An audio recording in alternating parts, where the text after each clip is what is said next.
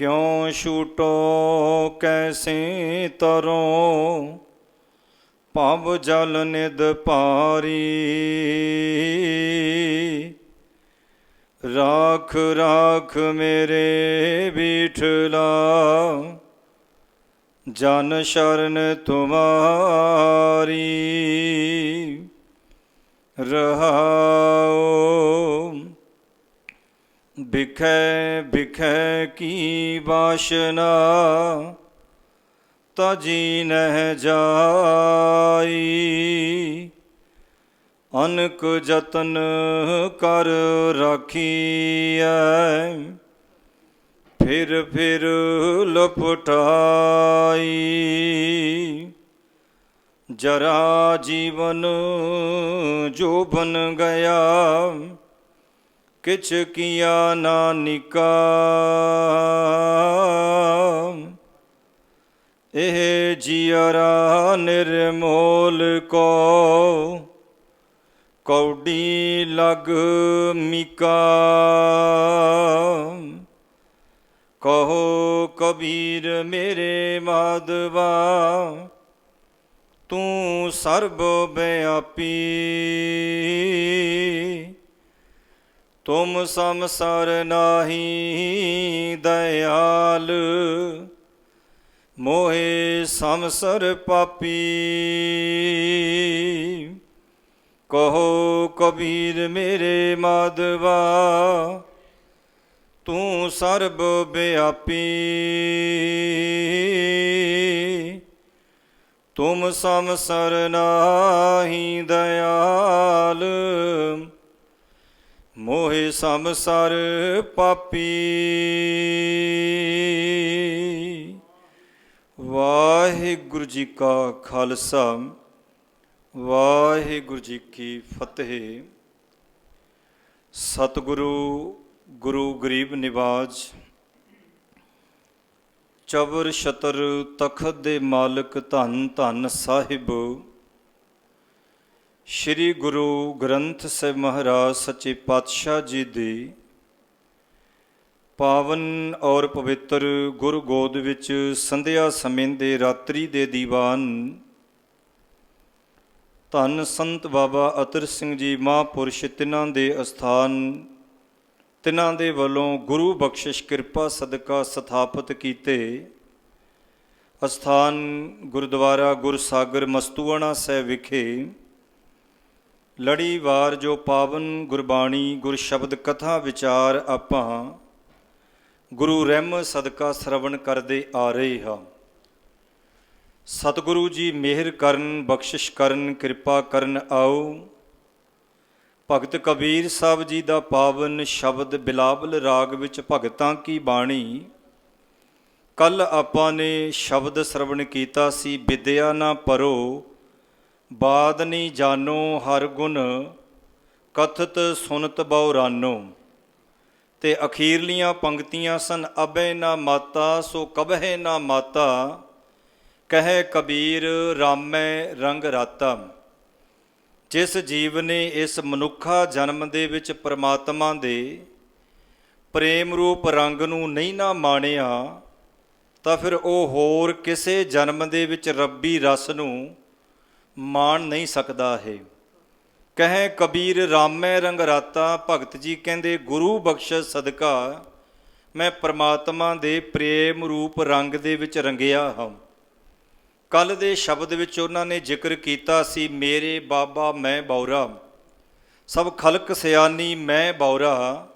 ਅਤੇ ਆਪਾਂ ਨਾਲ ਉਹਨਾਂ ਦੀਆਂ ਪੰਕਤੀਆਂ ਨੂੰ ਵਾਚਿਆ ਸੀ, ਕਬੀਰ ਗੂੰਗਾ ਹੂਗਾ ਬਾਬਰਾ, ਬਹਿਰਾ ਹੂਗਾ ਕਾਨ, ਪਾਵੋਂ ਤੇ ਪਿੰਗਲ ਭਇਆ ਮਾਰਿਆ ਸਤਿਗੁਰ ਬਾਨ।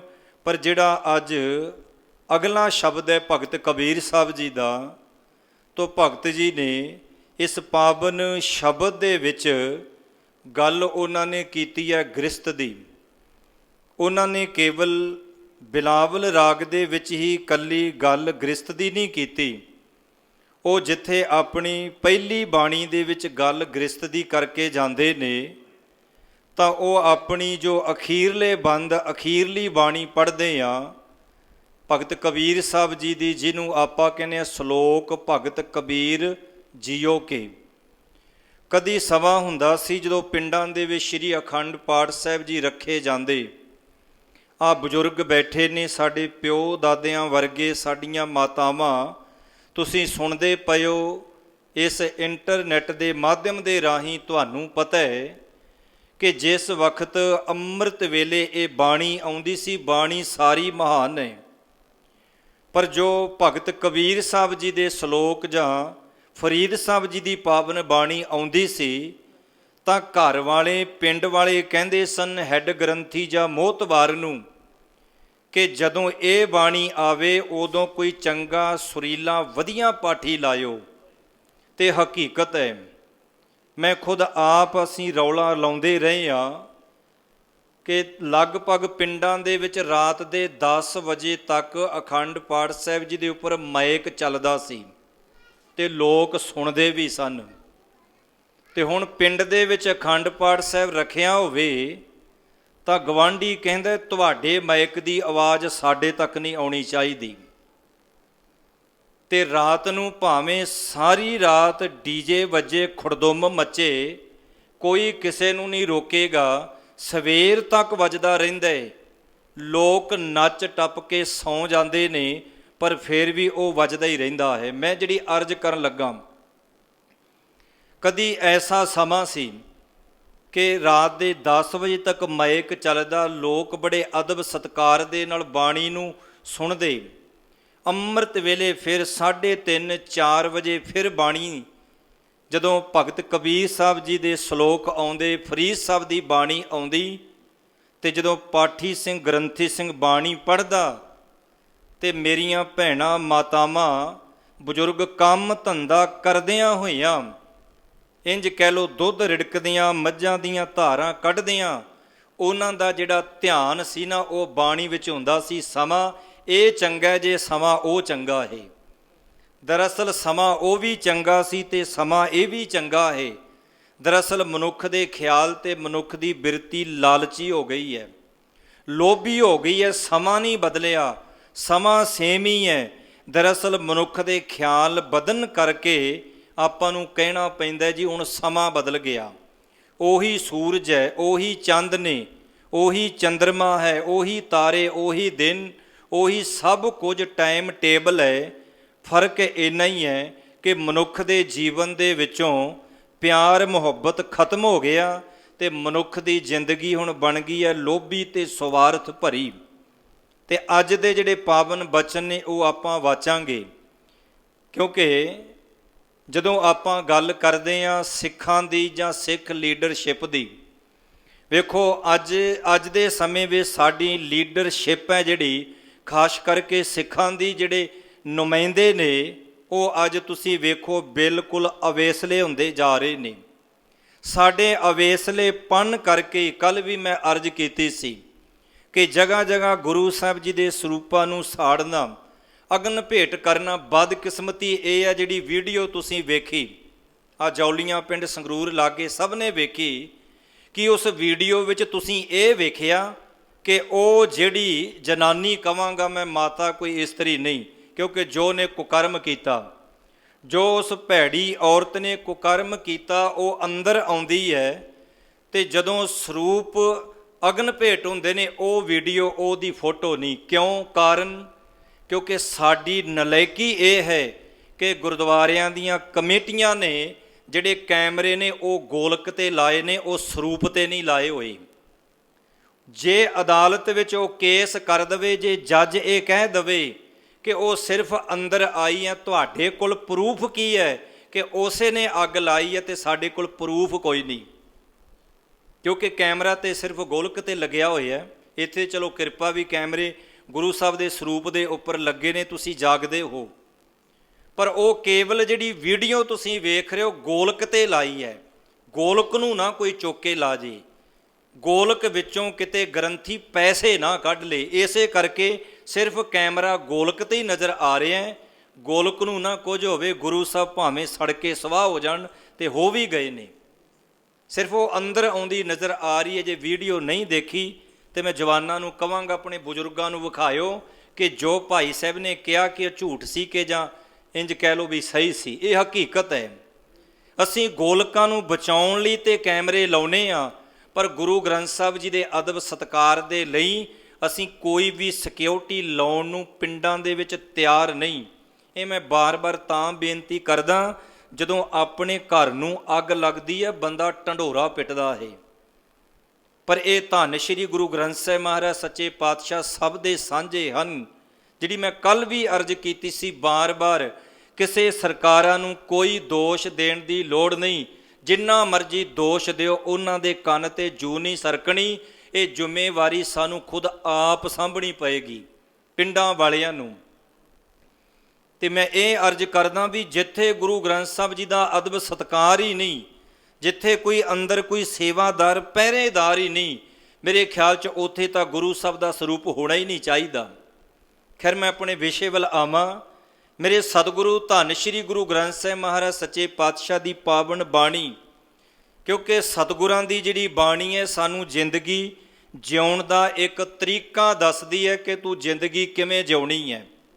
ਸੁਆਮੀ ਵਿਵੇਕਾਨੰਦ ਹੋਇਆ, ਮੈਂ ਅਰਜ਼ ਕੀਤੀ ਸੀ, ਕਿਉਂਕਿ ਸਾਡੇ ਪਿੱਛੇ ਸਤਿਕਾਰਯੋਗ ਗਿਆਨੀ ਗੁਰਬਚਨ ਸਿੰਘ ਜੀ ਬੈਠੇ ਨੇ, ਬੜੇ ਬਜ਼ੁਰਗ ਨੇ, ਬੜੇ ਸਾਲਾਂ ਤੋਂ ਉਹ ਲਗਾਤਾਰ ਹੀ ਆ ਰਹੇ ਨੇ। ਪੁਲਿਸ ਵਿੱਚ ਵੀ ਇਹਨਾਂ ਨੇ ਨੌਕਰੀ ਕੀਤੀ ਹੈ, SSP DSP ਬੜੀਆਂ ਨੌਕਰੀਆਂ ਅਹੁਦੇ ਇਹਨਾਂ ਨੂੰ ਮਹਾਰਾਜ ਨੇ ਦਿੱਤੇ, ਪਰ ਆਪਣੇ ਜੀਵਨ ਕਾਲ ਵਿੱਚ ਪਿੰਡਾਂ ਦੇ ਲੋਕ ਇਹਨਾਂ ਦੀ ਗੱਲ ਕਰਦੇ ਨੇ, ਗੁਰੂ ਬਖਸ਼ ਸਦਕਾ ਜੀਵਨ ਬੇਦਾਗੀ ਹੈ, ਕਹਿਣਾ ਪਏਗਾ।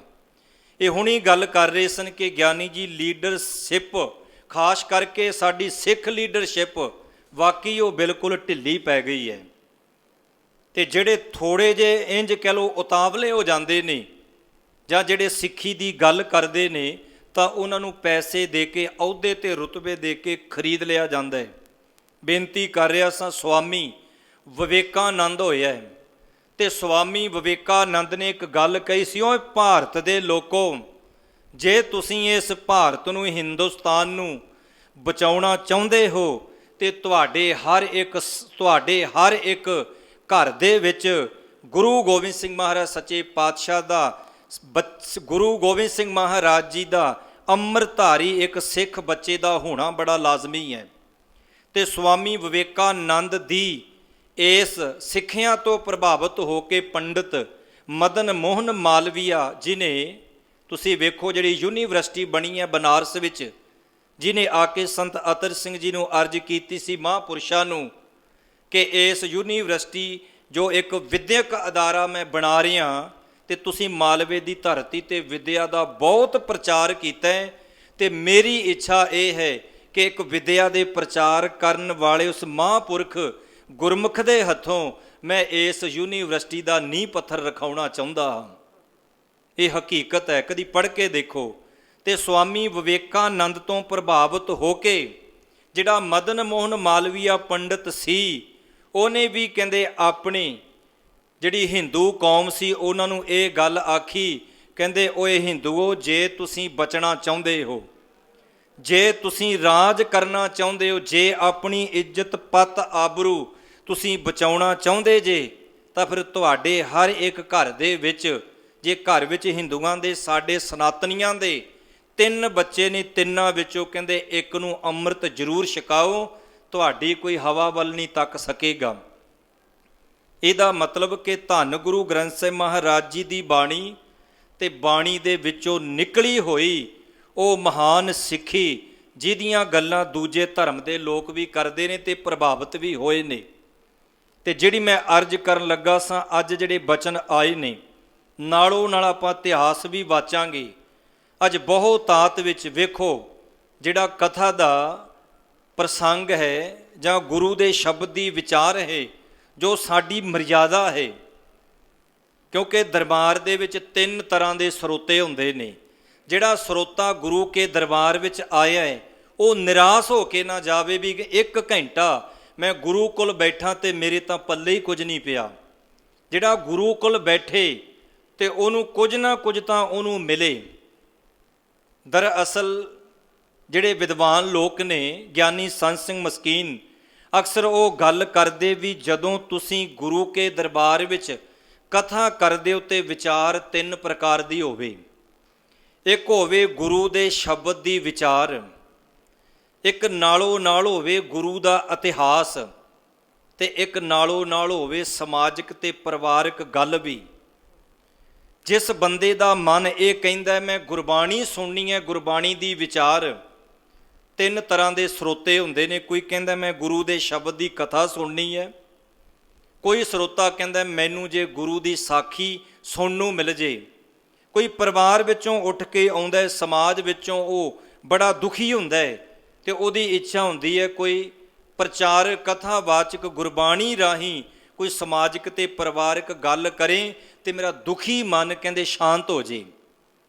ਤੇ ਕਥਾ ਦੇ ਵਿੱਚ ਵੇਖੋ ਗੁਰੂ ਦੇ ਸ਼ਬਦ ਦੀ ਵਿਚਾਰ, ਕਥਾ ਦੇ ਵਿੱਚ ਗੁਰੂ ਦਾ ਇਤਿਹਾਸ, ਤੇ ਜੋ ਗੁਰਬਾਣੀ ਵਿੱਚ ਸਮਾਜਿਕ ਤੇ ਪਰਿਵਾਰਕ ਗੱਲਾਂ ਕਰਕੇ ਮੇਰੇ ਗੁਰੂ ਨੇ ਗੱਲ ਅਧਿਆਤਮਿਕ ਜੀਵਨ ਦੀ ਕੀਤੀ ਆ ਉਹ ਵੀ ਹੋਵੇ। ਤੇ ਆਓ ਜਿਹੜਾ ਅੱਜ ਸ਼ਬਦ ਭਗਤ ਕਬੀਰ ਸਾਹਿਬ ਜੀ ਨੇ ਆਪਣੀ ਰਸਨਾ ਤੋਂ ਉਚਾਰਨ ਕੀਤਾ, ਬਿਲਾਵਲ ਰਾਗ ਭਗਤਾਂ ਕੀ ਬਾਣੀ। ਭਗਤ ਜੀ ਬਖਸ਼ਿਸ਼ ਕਰ ਰਹੇ ਨੇ, ਸਾਰੀ ਸੰਗਤ ਪਿਆਰ ਅਦਬ ਸਤਕਾਰ ਸਹਿਤ ਆਖੋ ਜੀ ਸਤਨਾਮ ਸ਼੍ਰੀ ਵਾਹਿਗੁਰੂ ਸਾਹਿਬ ਜੀ। ਬਿਲਾਵਲ ਗ੍ਰਹਿ ਤਜ ਬਨ ਖੰਡ ਜਾਈਐ, ਚੁਨ ਖਾਈਐ ਕੰਦਾ, ਅਜੋਂ ਬੇਕਾਰ ਨਾ ਛੋੜਈ, ਪਾਪੀ ਮਨ ਮੰਦਾ। ਇਹ ਸ਼ਬਦ ਦੀਆਂ ਆਰੰਭਕ ਪੰਕਤੀਆਂ ਨੇ, ਪਰ ਇਹਨਾਂ ਨੂੰ ਸਮਝਣ ਤੋਂ ਪਹਿਲੋਂ ਜੋ ਰਹਾਉ ਦੀਆਂ ਪੰਕਤੀਆਂ ਨੇ, ਤੇ ਉਹਨਾਂ ਪੰਕਤੀਆਂ ਵਿੱਚ ਸ਼ਬਦ ਦਾ ਸਾਰਾ ਸਾਰੰਸ਼ ਤੇ ਨਿਚੋੜ ਹੁੰਦਾ ਜਿਹਨੂੰ ਤੱਤ ਕਹਿੰਦੇ ਆ। ਤਾਂ ਉਹ ਪੰਕਤੀਆਂ ਕਿਹੜੀਆਂ ਨੇ? ਭਗਤ ਜੀ ਕਹਿੰਦੇ ਕਿਉਂ ਛੂਟੋ ਕੈਸੇ ਤਰੋਂ, ਭਵ ਜਲ ਨਿਧ ਭਾਰੀ, ਰਾਖ ਰਾਖ ਮੇਰੇ ਬੀਠਲਾ, ਜਨ ਸ਼ਰਨ ਤੁਮਾਰੀ। ਕਿਉਂ ਛੂਟੋ ਕੈਸੇ ਤਰੋਂ, ਭਵ ਜਲ, ਭਵ ਦੇ ਅਰਥ ਨੇ ਸੰਸਾਰ, ਤੇ ਜਲ ਦੇ ਅਰਥ ਕੀ ਨੇ? ਪਾਣੀ। ਪਰ ਇੱਥੇ ਇੱਕ ਉਦਾਹਰਨ ਦਿੱਤੀ ਹੈ। ਇਹ ਜਿਹੜਾ ਸੰਸਾਰ ਰੂਪ ਸਾਗਰ ਹੈ ਨਾ, ਵੇਖੋ ਨਦੀਆਂ ਹੁੰਦੀਆਂ ਨੇ, ਸੂਏ ਹੁੰਦੇ ਨੇ, ਨਾਲੇ ਹੁੰਦੇ ਨੇ, ਪਰ ਸਭ ਤੋਂ ਵੱਡਾ ਕੀ ਹੁੰਦਾ? ਸਮੁੰਦਰ। ਸਮੁੰਦਰ ਇੱਕ ਹੁੰਦਾ ਪਾਣੀ ਦਾ ਖਜ਼ਾਨਾ, ਭਵ ਜਲ, ਤੇ ਉਦਾਹਰਨ ਲਈ ਹੈ ਸਮੁੰਦਰ ਦੀ, ਉਦਾਹਰਨ ਲਈ ਹੈ ਪਾਣੀ ਦੀ। ਪਰ ਗੱਲ ਕੀਤੀ ਹੈ ਗੁਰੂ ਸਾਹਿਬ ਜੀ ਨੇ ਮਨੁੱਖ ਨੂੰ ਸਮਝਾਉਣ ਵਾਸਤੇ। ਗੁਰਬਾਣੀ ਵਿੱਚ ਸਾਰੀਆਂ ਉਦਾਹਰਨਾਂ ਬਾਹਰੋਂ ਲਈਆਂ ਨੇ, ਬਾਹਰੋਂ ਉਦਾਹਰਨਾਂ ਲੈ ਲੈ ਕੇ ਗੁਰੂ ਸਾਹਿਬ ਜੀ ਸਾਨੂੰ ਜੋ ਅੰਦਰੋਂ ਅਸੀਂ ਆਤਮਿਕ ਤੌਰ ਤੇ ਇੰਜ ਕਹਿ ਲਓ ਜਿਹੜਾ ਸਾਡਾ ਮਨ ਸੁੱਤਾ ਪਿਆ ਨਾ, ਸਤਿਗੁਰੂ ਜੀ ਉਸ ਸੁੱਤੇ ਹੋਏ ਮਨ ਨੂੰ ਗੁਰਬਾਣੀ ਦੇ ਦੁਆਰਾ ਬਾਹਰੋਂ ਉਦਾਹਰਨਾਂ ਦੇ ਕੇ ਜਗਾ ਰਹੇ ਨੇ। ਕਹਿੰਦੇ ਕਿਉਂ ਛੂਟੋ, ਕਿਉਂ ਛੂਟੋ ਤੋਂ ਭਾਵ ਹੈ ਵੀ ਮੈਂ ਕਿਸ ਤਰ੍ਹਾਂ ਮੇਰਾ ਛੁਟਕਾਰਾ ਹੋਵੇ। ਸਤਿਗੁਰੂ ਜੀ ਕਿਹੜੀ ਗੱਲੋਂ ਛੁਟਕਾਰਾ, ਕਿਸ ਗੱਲੋਂ ਤੁਸੀਂ ਛੁਟਕਾਰਾ ਸਾਡਾ ਕਰਨਾ ਤੇ ਪਾਉਣਾ ਚਾਹੁੰਦੇ ਹੋ, ਉਹ ਵਜ੍ਹਾ ਕੀ ਹੈ? ਕਹਿੰਦੇ ਕਿਉਂ ਛੂਟੋ ਕੈਸੇ ਤਰੋਂ, ਭਵ ਜਲ ਨਿਧ ਭਾਰੀ। ਤੁਸੀਂ ਨਦੀ ਵਿੱਚੋਂ ਤੈਰ ਕੇ ਨਿਕਲ ਜਾਓਗੇ, ਕਿਸੇ ਸੂਏ ਨਾਲੇ ਵਿੱਚੋਂ ਤੈਰ ਕੇ ਨਿਕਲ ਜਾਓਗੇ, ਕਿਸੇ ਟੋਭੇ ਛੱਪੜ ਵਿੱਚੋਂ ਵੀ ਨਿਕਲ ਜਾਓਗੇ। ਕਿ ਅੱਜ ਤੱਕ ਦੇਖਿਆ ਵੀ ਜਿਹੜਾ ਬੰਦਾ ਸਮੁੰਦਰ ਦੀਆਂ ਲਹਿਰਾਂ ਵਿੱਚ ਫਸ ਜੇ ਕਿ ਉਹ ਨਿਕਲ ਕੇ ਬਾਹਰ ਆ ਗਿਆ ਹੋਵੇ? ਹੋ ਹੀ ਨਹੀਂ ਸਕਦਾ। ਜੇ ਨਿਕਲ ਕੇ ਆ ਜੇ ਫਿਰ ਸਮੁੰਦਰ ਕਹਿਣ ਦੀ ਲੋੜ ਨਹੀਂ। ਤੇ ਗੁਰੂ ਸਾਹਿਬ ਜੀ ਭਗਤ ਕਬੀਰ ਸਾਹਿਬ ਜੀ ਦੀ ਰਸਨਾ ਤੇ ਬਹਿ ਕੇ ਸਾਨੂੰ ਉਪਦੇਸ਼ ਕਰਦੇ ਨੇ, ਭਵ ਜਲ ਨਿਧ ਭਾਰੀ। ਨਿਧ ਦੇ ਅਰਥ ਹੁੰਦੇ ਨੇ ਖਜ਼ਾਨਾ। ਪਾਣੀ ਦਾ ਸਭ ਤੋਂ ਵੱਡਾ ਖਜ਼ਾਨਾ ਹੁੰਦਾ ਸਮੁੰਦਰ। ਤੇ ਭਗਤ ਜੀ ਕਹਿੰਦੇ ਇਹ ਸੰਸਾਰ ਰੂਪ ਸਮੁੰਦਰ ਹੈ, ਇਹਦੇ ਵਿੱਚ ਵਿਸ਼ੇ ਵਿਕਾਰਾਂ ਦਾ ਪਾਣੀ ਹੈ, ਵਿਸ਼ੇ ਵਿਕਾਰਾਂ ਦੀਆਂ ਇਹਦੇ ਵਿੱਚ ਲਹਿਰਾਂ ਚੱਲ ਰਹੀਆਂ ਨੇ। ਇੱਕ ਛੋਟੀ ਲਹਿਰ ਆਉਂਦੀ ਹੈ, ਬੰਦਾ ਉਹਦੇ ਵਿੱਚ ਵੀ ਡੁੱਬਦਾ ਹੈ। ਛੋਟੀ ਲਹਿਰ ਵਿੱਚੋਂ ਨਿਕਲਦਾ ਹੈ ਵੱਡੀ ਵਿੱਚ, ਵੱਡੀ ਤੋਂ ਫਿਰ ਵੱਡੀ ਵਿੱਚ। ਭਾਵ ਇਉਂ ਸਾਰੀ ਜ਼ਿੰਦਗੀ ਇਹ ਵਿਸ਼ੇ ਵਿਕਾਰਾਂ ਦੀਆਂ ਲਹਿਰਾਂ ਵਿੱਚ ਤੇ ਸੰਸਾਰ ਰੂਪ ਸਮੁੰਦਰ ਦੇ ਵਿੱਚ ਡੁੱਬਿਆ ਹੀ ਰਹਿੰਦਾ ਹੈ। ਅੱਜ ਬਾਣੀ ਪੜਾਂਗੇ, ਅੱਜ ਸੇਵਾ ਕਰਾਂਗੇ, ਅੱਜ ਜਾਵਾਂਗੇ ਗੁਰਦੁਆਰੇ, ਜਪਿਆਂ ਕਰਾਂਗੇ ਨਾਮ, ਅੱਜ ਅੱਜ ਅੱਜ ਕੱਲ ਕਰਦਿਆਂ ਕਰਦਿਆਂ ਤੇ ਇਹ ਪਹੁੰਚ ਜਾਂਦਾ ਸ਼ਮਸ਼ਾਨ ਘਾਟ।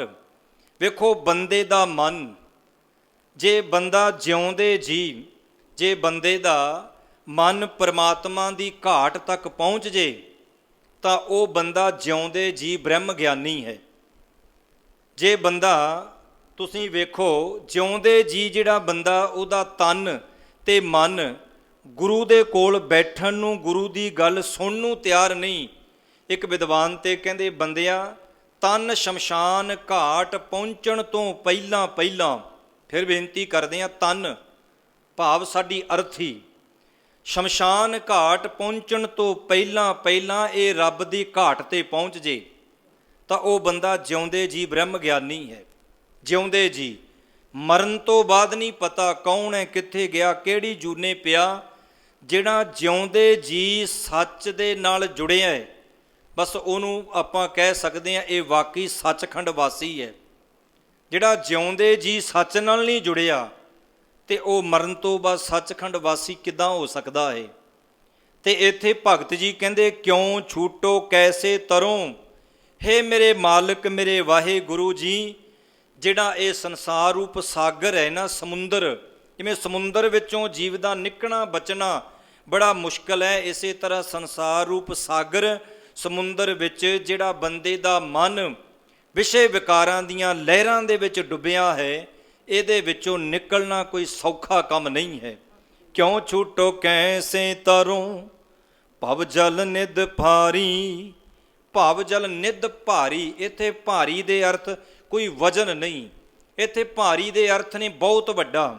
ਕਹਿੰਦੇ ਬਹੁਤ ਵੱਡਾ ਇਹ ਸਮੁੰਦਰ ਹੈ, ਸੰਸਾਰ ਰੂਪ ਸਾਗਰ, ਤੇ ਇਹਦੇ ਵਿੱਚ ਵਿਸ਼ੇ ਵਿਕਾਰਾਂ ਦੀਆਂ ਲਹਿਰਾਂ ਨੇ, ਕਿਤੇ ਕ੍ਰੋਧ ਦੀ ਲਹਿਰ, ਕਿਤੇ ਕਾਮ ਦੀ ਲਹਿਰ, ਕਿਤੇ ਲੋਭ ਦੀ ਲਹਿਰ, ਕਿਤੇ ਲਾਲਚ ਦੀ ਲਹਿਰ। ਬਸ ਇਹ ਲਹਿਰਾਂ ਦਿਨ ਰਾਤ ਚੱਲਦੀਆਂ ਰਹਿੰਦੀਆਂ ਨੇ। ਜਿਹੜਾ ਦੂਜਾ ਸਮੁੰਦਰ ਹੈ ਨਾ, ਪਾਣੀ ਵਾਲਾ, ਉਹਦੇ ਵਿੱਚ ਲਹਿਰਾਂ ਇੰਜ ਕਹਿ ਲਓ ਕਦੀ ਕਦਾਈ ਹੋ ਸਕਦਾ ਆਉਣ, ਪਰ ਇਹਦੇ ਵਿੱਚ ਤਾਂ ਦਿਨ ਰਾਤ ਹੀ ਚੱਲ ਰਹੀਆਂ ਨੇ। ਤੇ ਫਿਰ ਕੀ ਕੀਤਾ ਜਾਏ? ਭਗਤ ਜੀ ਕਹਿੰਦੇ, ਰਾਖ ਰਾਖ ਮੇਰੇ ਬੀਠਲਾ ਜਨ ਸ਼ਰਨ ਤੁਮਾਰੀ। ਬੀਠਲਾਂ ਦੇ ਅਰਥ ਨੇ ਬੀਠਲ ਪਰਮਾਤਮਾ। ਬੀਠਲ ਕਿਸੇ ਮੂਰਤੀ ਨੂੰ ਕਹਿਣਾ, ਕਿਸੇ ਪੱਥਰ ਨੂੰ ਕਹਿਣਾ, ਇਹ ਗੁਰਮਤਿ ਅਨੁਸਾਰ ਨਹੀਂ। ਕਿਸੇ ਵੀ ਭਗਤ ਨੇ ਕੋਈ ਵੀ ਮੂਰਤੀ ਪੂਜਾ ਬਿਲਕੁਲ ਨਹੀਂ ਕੀਤੀ, ਸਗੋਂ ਮੂਰਤੀ ਪੂਜਾ ਦਾ ਤੇ ਮੂਰਤੀਆਂ ਦਾ ਭਗਤ ਜਨਾਂ ਨੇ ਖੰਡਨ ਕੀਤਾ ਹੈ। ਤੋ ਇੱਥੇ ਬੀਠਲ ਦੇ ਅਰਥ ਨੇ ਪਰਮਾਤਮਾ। ਬੀਠਲ ਲਫ਼ਜ਼ ਭਗਤ ਨਾਮਦੇਵ ਜੀ ਨੇ ਬਹੁਤ ਤਾਤ ਵਿੱਚ ਵਰਤਿਆ, ਪਰ ਕਿਤੇ ਕਿਤੇ ਭਗਤ ਕਬੀਰ ਸਾਹਿਬ ਨੇ ਵੀ ਵਰਤਿਆ ਹੈ। ਰਾਖ ਰਾਖ ਮੇਰੇ ਬੀਠਲਾ, ਹੇ ਮੇਰੇ ਵਾਹਿਗੁਰੂ, ਇਹ ਸੰਸਾਰ ਰੂਪ ਸਮੁੰਦਰ ਦੇ ਵਿੱਚ ਮੈਂ ਜ਼ਿੰਦਗੀ ਜੀਵਨ ਬਤੀਤ ਕਰ ਰਿਹਾ, ਪਰ ਇਹ ਸੰਸਾਰ ਰੂਪ ਸਮੁੰਦਰ ਦੀਆਂ ਲਹਿਰਾਂ ਦੇ ਵਿੱਚੋਂ ਜਿਹੜਾ ਮੇਰਾ ਮਨ ਡੁੱਬ ਰਿਹਾ ਦਿਨ ਰਾਤ ਵਿਸ਼ੇ ਵਿਕਾਰਾਂ ਵਿੱਚ, ਤੇ ਕਿਰਪਾ ਕਰਕੇ ਇਹਦੇ ਵਿੱਚੋਂ ਮੈਨੂੰ ਰਾਖ ਰਾਖ ਦੇ ਅਰਥ ਨੇ ਬਚਾ ਲਓ। ਜਨ ਸ਼ਰਨ ਤੁਮਾਰੀ, ਮੈਂ ਤੁਹਾਡਾ ਸੇਵਕ ਦਾਸ ਬਣ ਕੇ ਤੁਹਾਡੀ ਸ਼ਰਨ ਵਿੱਚ ਆਇਆ। ਤੇ ਹੁਣ ਆਪਾਂ ਸਮਝਾਂਗੇ ਸ਼ਬਦ ਨੂੰ, ਜਿੱਥੋਂ ਸ਼ਬਦ ਸ਼ੁਰੂ ਹੁੰਦਾ ਹੈ। ਤੋ ਭਗਤ ਜੀ ਕਹਿੰਦੇ, ਬਿਲਾਵਲ ਗ੍ਰਹਿ ਤਜ, ਗ੍ਰਹਿ ਦੇ ਅਰਥ ਨੇ ਗ੍ਰਸਤ, ਗ੍ਰਸਤੀ ਜੀਵਨ। ਤੇ ਇੱਥੇ ਕੇਵਲ ਕਿਸੇ ਇੰਜ ਕਹਿ ਲਓ ਸੰਤ ਬਾਬੇ ਤੱਕ ਹੀ ਗੱਲ ਸੀਮਤ ਨਹੀਂ, ਦੁਨੀਆ ਦੇ ਹਰ ਇੱਕ ਉਸ ਬੰਦੇ ਤੇ ਇਹ ਗੱਲ ਲਾਗੂ ਹੁੰਦੀ ਹੈ। ਭਗਤ ਕਬੀਰ ਸਾਹਿਬ ਜੀ ਦੇ ਬਚਨ ਕਹਿੰਦੇ, ਗ੍ਰਹਿ ਤਜ, ਗ੍ਰਹਿ ਦੇ ਅਰਥ ਨੇ ਗ੍ਰਸਤ, ਗ੍ਰਸਤ ਦੇ ਅਰਥ ਨੇ ਘਰ ਬਾਰ ਪਰਿਵਾਰ।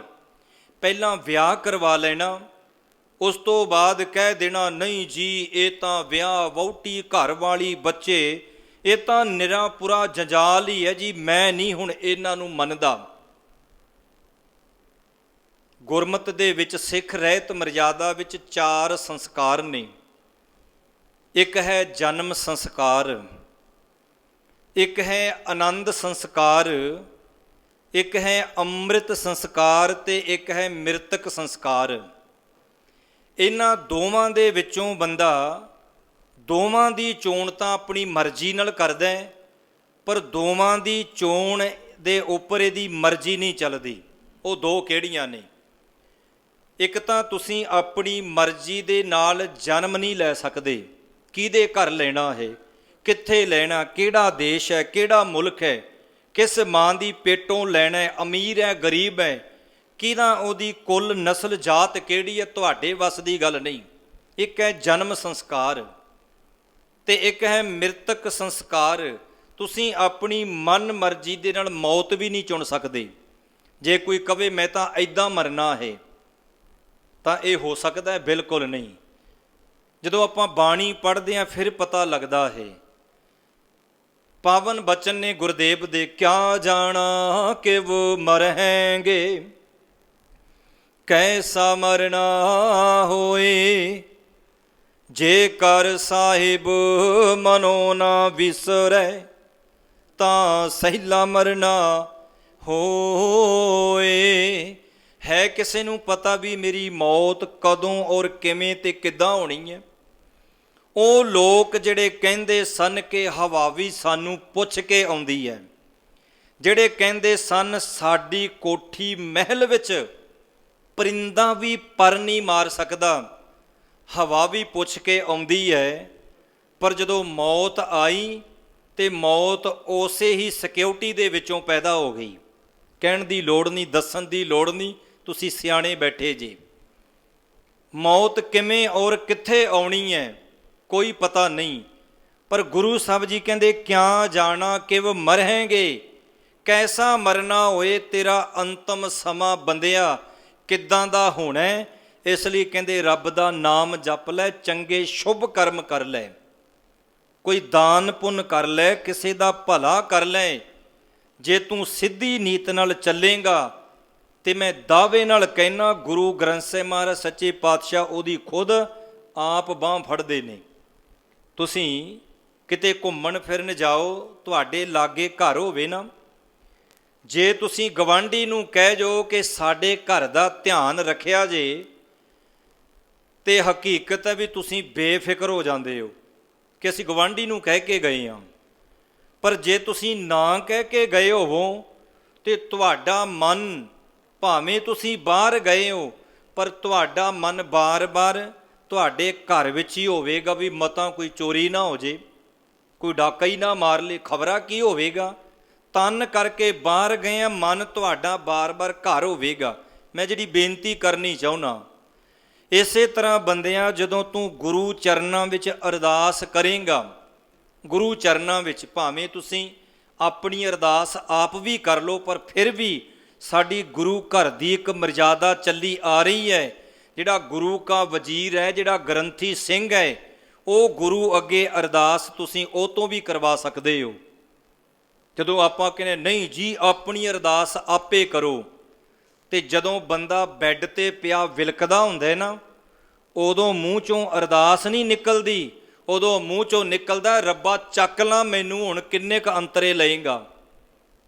ਉਦੋਂ ਨਹੀਂ ਅਰਦਾਸ ਨਿਕਲੀ, ਉਦੋਂ ਕਹਿੰਦਾ ਗੁਰਦੁਆਰੇ ਜਾਇਓ, ਭਾਈ ਸਾਹਿਬ ਨੂੰ ਕਹਿਓ ਅਰਦਾਸ ਕਰਨਗੇ। ਹਕੀਕਤ ਹੈ ਉਹਨਾਂ ਬੰਦਿਆਂ ਨੇ ਮੈਨੂੰ ਇਹ ਗੱਲ ਦੱਸੀ ਹੈ ਜਿਹੜੇ ਬੰਦੇ ਇਸ ਗੱਲ ਤੇ ਕਿੰਤੂ ਕਰਦੇ ਸਨ। ਉਹ ਕਹਿੰਦੇ ਜੀ ਅਸੀਂ ਗਲਤ ਸੀ।